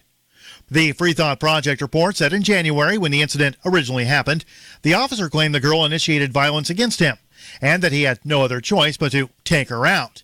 Now that the entire video has been released, we see the claim is not true. The victim is 16-year-old Nigma Howard. She has since filed a lawsuit after the two cops savagely beat her for no reason. The false claims filed against Howard are nothing short of criminal and almost led to ruining her life. As the Chicago Sun-Times reports, at her initial hearing, prosecutors said the officers were called to escort her off the school's premises after she was suspended. But she refused to leave the building and kicked, bit, and spit on the officers. The girl's attorney said that is nothing but a lie.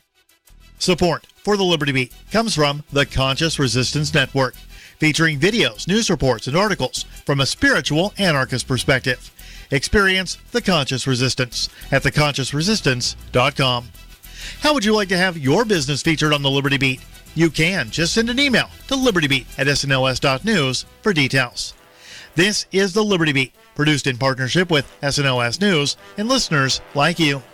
The Liberty Beat is online at libertybeat.news and snls.news. I'm Mick Murrow, reporting for the Liberty Beat, reminding you, spread liberty with a smile. Does your cable company do that for you? Get all the best TV programming at your fingertips at a fraction of the price of cable TV. So say adios, arrivederci, goodbye to the high cable bill and save up to 45% on Dish TV packages today. These are limited time offers and can change at any time. Call fast. 800-405-2561. 800-405-2561. 800-405-2561. That's 800-405-2561.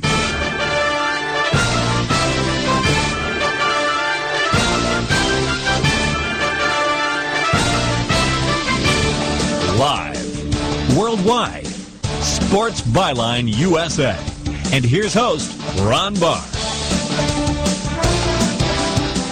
Wherever you might be across the country and around the world, I'm Ron Barr. Good to have you with us for this hour of America's sports talk show, Sports Byline. This is going to be a very interesting hour because we're going to talk about an aspect of sports, particularly ownership, that I think you'll find very insightful. Have you ever wondered why anybody would pay $450 million for an NBA franchise? Well, we're going to talk to a guy that put part of that money down and bought an NBA franchise. And then another man is going to join us who was a former professional tennis player and has been very instrumental in developing sports into what it is today. I'll tell you about both these gentlemen in just a moment. If you're wondering how you can listen to Sports Byline, a lot of people listen to us, of course, via the nearly 200 radio stations that we have across the country that carry not only this program but also the entire Sports Byline USA programming lineup. But all you have to do is go to the website. There's a Listen Live button right there. You hit it, and we're going to be right there with you. And all the other great program is available to you as well. Or you can get it as a podcast. So if you're not available to listen to it at the time that it airs, you can sign up and get the free podcast of that show.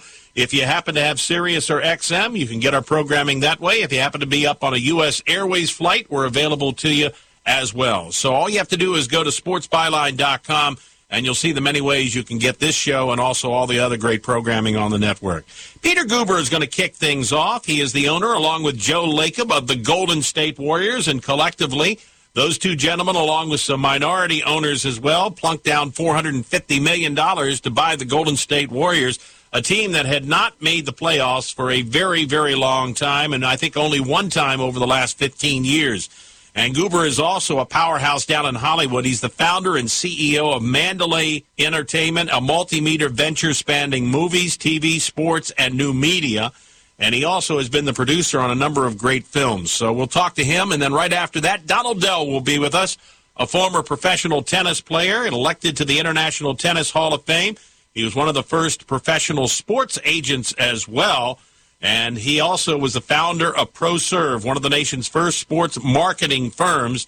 And he is considered one of the fathers of sports marketing. And you know how big sports marketing is today. So we're ready to crank it up. When we come back, Peter Goober joins us and you on Sports Byline. Hey, I'm Andy. If you don't know me, it's probably because I'm not famous. But I did start a men's grooming company called Harry's. The idea for Harry's came out of a frustrating experience I had buying razor blades. Most brands were overpriced, over-designed, and out of touch. At Harry's, our approach is simple. Here's our secret. We make sharp, durable blades and sell them at honest prices for as low as $2 each. We care about quality so much that we do some crazy things, like buy a world-class German blade factory. Obsessing over every detail means we're confident in offering a 100% quality guarantee. Millions of guys have already made the switch to Harry's, so thank you if you're one of them. And if you're not, we hope you give us a try with this special offer. Get a Harry's starter set with a 5-blade razor, weighted handle, shave gel, and a travel cover. All for just $3 plus free shipping. Just go to harrys.com and enter 4422 at checkout. That's harrys.com, code 4422. Code 4422. Enjoy. What's in store for your business this week at Staples? Your promotion to CIO, Chief Ink Officer. Because this week at Staples, when you buy one HB ink cartridge, you'll get a second 30% off. With savings that big, you'll be the Director of Deals, the President of Printing, the Commander Ink Chief. Buy one HB ink and get a second 30% off. Right now at Staples. Where there's a whole lot in store. Ends 4/13/19. Restrictions may apply. See store associate or staples.com/ink savings for details. Let's have a chat about your debit card, the card you use for the things you buy every day. What if you could get cash back every time you bought those things? Well, now you can. Introducing Discover Cashback Debit. Just open a Discover bank account and start earning 1% cash back on up to $3,000 in debit card purchases every month, automatically. Plus, there are no monthly fees or minimum balances. Now you can get cash back on the way you like to pay. Open a Discover bank account and get the debit card with cash back. Go to discoverbank.com/debit. Limitations apply. Excludes money market accounts. Discover Bank, member FDIC. Lowe's knows you're the gardener who does it right to make your flower and vegetable plants thrive. We do it right, too, with deals like 5 bags of Miracle-Gro all-purpose garden soil for just $10 during our Spring Black Friday sale. Grow delicious vegetables and herbs and save on Bonnie plants, now 4 for $10. Find Spring Black Friday savings like these throughout the store, but hurry because they won't last long. Do it right for less. Start with Lowe's. Offers valid through 4/17, not valid in Alaska or Hawaii. Bonnie offer valid on 19-ounce pots. See store for details, U.S. only. Trade pros. Whether you specialize in service or new construction, Ferguson knows firsthand how much work goes into a long day on the job, which is why we're committed to offering the products and solutions to get every job done right. With over 1,000 locations, an unmatched selection of specialty products, tools, and supplies, our pro pickup and same or next day delivery, you can trust that doing business with Ferguson will be the easiest part of your hard day's work. Visit Ferguson.com to find a counter location near you. This is America's Sports Talk Show, Sports Byline USA. Here's Ron Barr.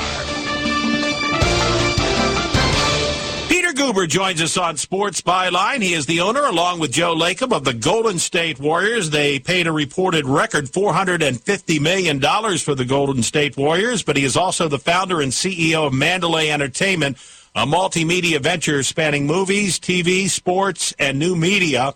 He's produced a number of big-name films, and also his Mandalay Sports Entertainment owns or manages professional baseball franchises, sports marketing, and venue management. That's an awful lot, Peter, to have on one's plate, but what caught me about your bio is the fact that you list yourself as a legacy fan. Give me a definition of a legacy fan. Well, you know, when you grow up in a city like Boston, and you're a young guy and not, particularly wealthy, and you have the icons of the Red Sox with people like Ted Williams and Johnny Pesky and Jimmy Pearsall and then all the traditions that followed them, or you with Bobby Orr and Terry Sawchuk of the Bruins. or you're with Shaman and Luskatov and Heinsohn and of course Russell and all the great basketball players that Celtics had. You become a legacy fan. You can't help it. You turn to see what that team did. I was just here in Martha's Vineyard at this beautiful home, and I saw, oh wow, they have Nesson, the local New England Sports Network, and I watched the Red Sox play the Yankees, and I waited up till late at night to watch the game. Now, my loyalties now are with the Warriors as a basketball team, 1,000%, and I used to love the Lakers, but you can't. Old flames die hard. I was just out here. You'll find this interesting. I was with Cam Neely of the Bruins, and they had the Stanley Cup here, and so I had a big drink out of the Stanley Cup. For a kid from Boston that plays hockey, to pick up the Stanley Cup and have a drink out of it, man, that's cool. That's a legacy fan. Is there any difference between the entertainment profession, whether it's movies, TVs, anything, sports at all, and producing a successful sports franchise or something in sports? Well, you're in the emotional transportation business. You're selling experiences. The physical product. There is no physical product. It's an emotional product. You're trying to move people emotionally. You aim for the heart. You don't aim for the wallet or the head. You aim for the heart, and you give them their experience, the fans' experience. When you understand that, and you create that experience, they become fanatics. And the reason why, because they viral market your product. They viral market to their kids. They viral market to their neighbors. They follow you on the talk shows, the media, with you, because they feel they own the team. See, they own their experience for sure. So when you look at it, you couldn't possibly advertise enough for your movie or for your television show or for your sports franchise we have.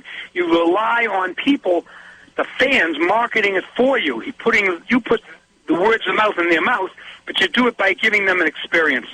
So whether you're in the movie theater business or the theatrical business or the television business or the movie business or the sports business, that's all the same in that respect. So you depend upon those people moving your other new fans by selling them and telling them their experience. And when they do that, people want that experience, and they begin to then own the team. Like, one of the things that's unique about sports, you asked me this last time we met, is that the fan actually feels he owns or she owns the team. They feel they are the steward of it. They make the team win.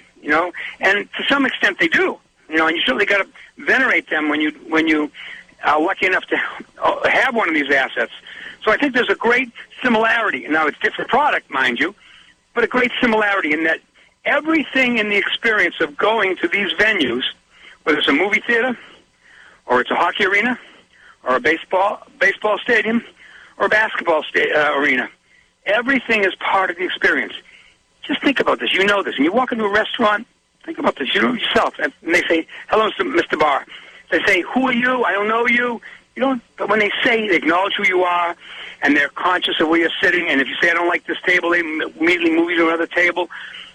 That kind of attention to detail, that kind of reverence for the people that support your enterprise, your sports team, is crucial. And it takes not just aptitude, it takes attitude. The attitude has to be every detail counts. The parking attendance counts, the bathrooms count, the food counts, obviously the players on the stadium counts. So all of that is part of the puzzle to make it work. No detail is small. One of the teams that you own is a baseball minor league team, the single-A affiliate for the Cincinnati Reds, the Dayton Dragons, and they set a professional sports record for consecutive sellouts at 815 games recently, a city that has gone through 2 recessions and lost about 80,000 jobs. And I know that Magic Johnson and Archie Griffin are partners with you in this. Right. What is it about the dynamic of individual markets that you have to adapt to in order to be successful as a franchise? That's a beautiful question. That's really the right question. It's not what you have to do. It's how do you adapt to that marketplace? If you look at that marketplace and say, for your product, your your team, whoever they are, the people that are on the field, the baseball players, the hockey players, whoever they are, if you say they're thinking what's in it for them, what's in it for them. So you as an owner, you as a manager, you as an executive in that company, got to be, not try to be interesting, but be interested in what's in it for them. If they're coming to that, to leaving their home, and planning 2 or 3 days ahead, going with 3 or 4 people, driving 10 miles, parking in the parking lots, trying to get into the stadiums, you have to say, what's in it for them? How do I please them? And if you do that, you'll get a win. It will win. So in Dayton, we realized that that marketplace wanted to be treated like a major league marketplace.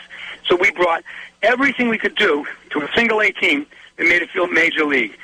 From the idea of how we parked the cars, how we did the players, how we did the ticketing, how we followed up with the social networking. Everything we did was designed to be not just fan-friendly, but fan-centric. What will make them happy? And we listened to those fans. That's the main thing. We listened to those people constantly made adjustments, and I think that's the way you create success. Now, we've done it in other stadiums and other businesses, but I think what's unique about Dayton was this, as you said, went through a terrible 2 recessions and lost so many jobs, but fans owned this team. We had 9,000 on the waiting list for season tickets. So the idea for us, and for I think whether it's the Warriors or baseball teams or other businesses we own, is you've got to be audience-centric. You've got to recognize these folks are your most important asset. You have to venerate them. You have to listen to them. You have to recognize that. You have to try new things with them. And every detail counts, so you work on that. And if you do, and get a little lucky, you got to get a little lucky. And certainly in major league professional sports, you got to have a winning product on the floor. You got to make them feel that you've got a competitive product on the floor.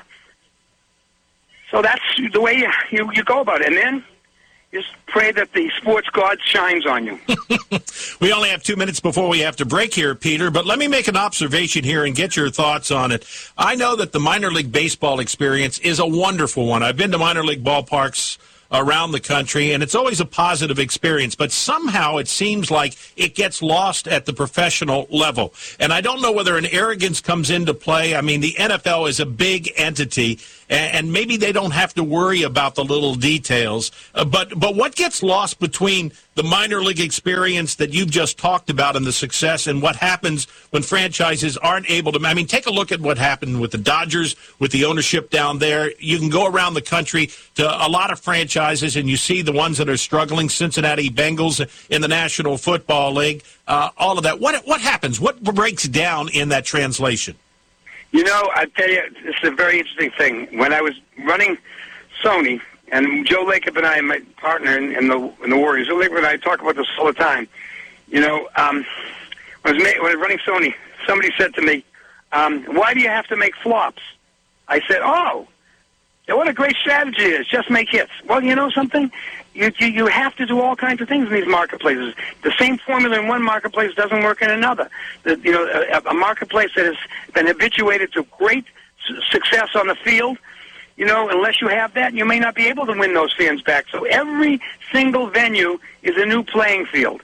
Every single market is a different market. Every single market has different psychographics and demographics. The trick is to try to sort out what are the game changers, what things that market really wants, what those people really want in that marketplace. If I knew all the answers, I would have only hits. But like everybody, I got hits and flops, so hopefully more hits than flops. But the trick is to recognize that all the details are very important. Fascinating conversation with the co-owner of the Golden State Warriors, Peter Guber, with us, also a powerhouse down in Hollywood. And you may want to check out his book. His third book is called Tell to Win, Connect, Persuade, and Triumph with the Hidden Power of Story. We continue across the country and around the world with you on America's Sports Talk Show. It has been said that everyone has a book in them. But do you have the time or the ability to write your book? Maybe you picked up some skills or had a life experience that you want to pass on in the form of a book to help others. Maybe you want to leave an autobiography for your family. Or maybe you've built a successful business and you want to share your story. At Dorrance Publishing Company, we have professional writers who can help turn your book idea into a finished manuscript quickly and affordably. A Dorrance ghostwriter can provide as much or as little help as you need to complete your book. You'll work directly with your ghostwriter to finish your book faster than you ever could on your own. It's easy to become a published author. Call Dorrance now to learn more. 800-485-6003. 800-485-6003. 800-485-6003. Call right now. That number is 800-485-6003. Want to fly somewhere? Looking for cheap flights or cheap tickets? Then call. That's right. Call the low-cost airline travel hotline now for prices so low we can't publish them anywhere. Low-cost airlines has all kinds of cheap travel deals. Fly domestically and save up to 75%. You can even fly internationally and save even more. Yes, fly anywhere in the world and save a lot of money on your plane tickets. We'll even save you money with cheap travel deals on hotels, rental cars, even complete travel packages. So don't book your tickets until you call us first for the absolute cheapest prices on U.S. and international airline tickets and hotels. Call right now for prices so low they can't be published. Travel experts are here 24/7 to help. 800-754-4531. 800-754-4531. 800-754-4531. That's 800-754-4531. Attention business owners. Are you struggling while waiting for your customers to pay on their net 30, 60, or 90-day invoices? Can't get a business loan? Have no equity? Bad credit? Or maybe no credit at all? Then you need to call AmeriFactors right now. AmeriFactors will give you cash for your invoices and there's nothing to pay back. We simply buy your account receivables, and if those clients don't pay on the invoices, we take the loss. We give you funds based on your account receivables, not your credit. And 98% of all applicants are approved. It's that simple. With AmeriFactors, there's no more waiting for your customers to pay. We give you the funds up front, then we wait for your customers to pay us. Fund your business today. Call AmeriFactors right now. 800-847-1183. 800-847-1183. 800-847-1183. That's 800-847-1183. This is America's Sports Talk Show, Sports Byline USA. Here's Ron Barr.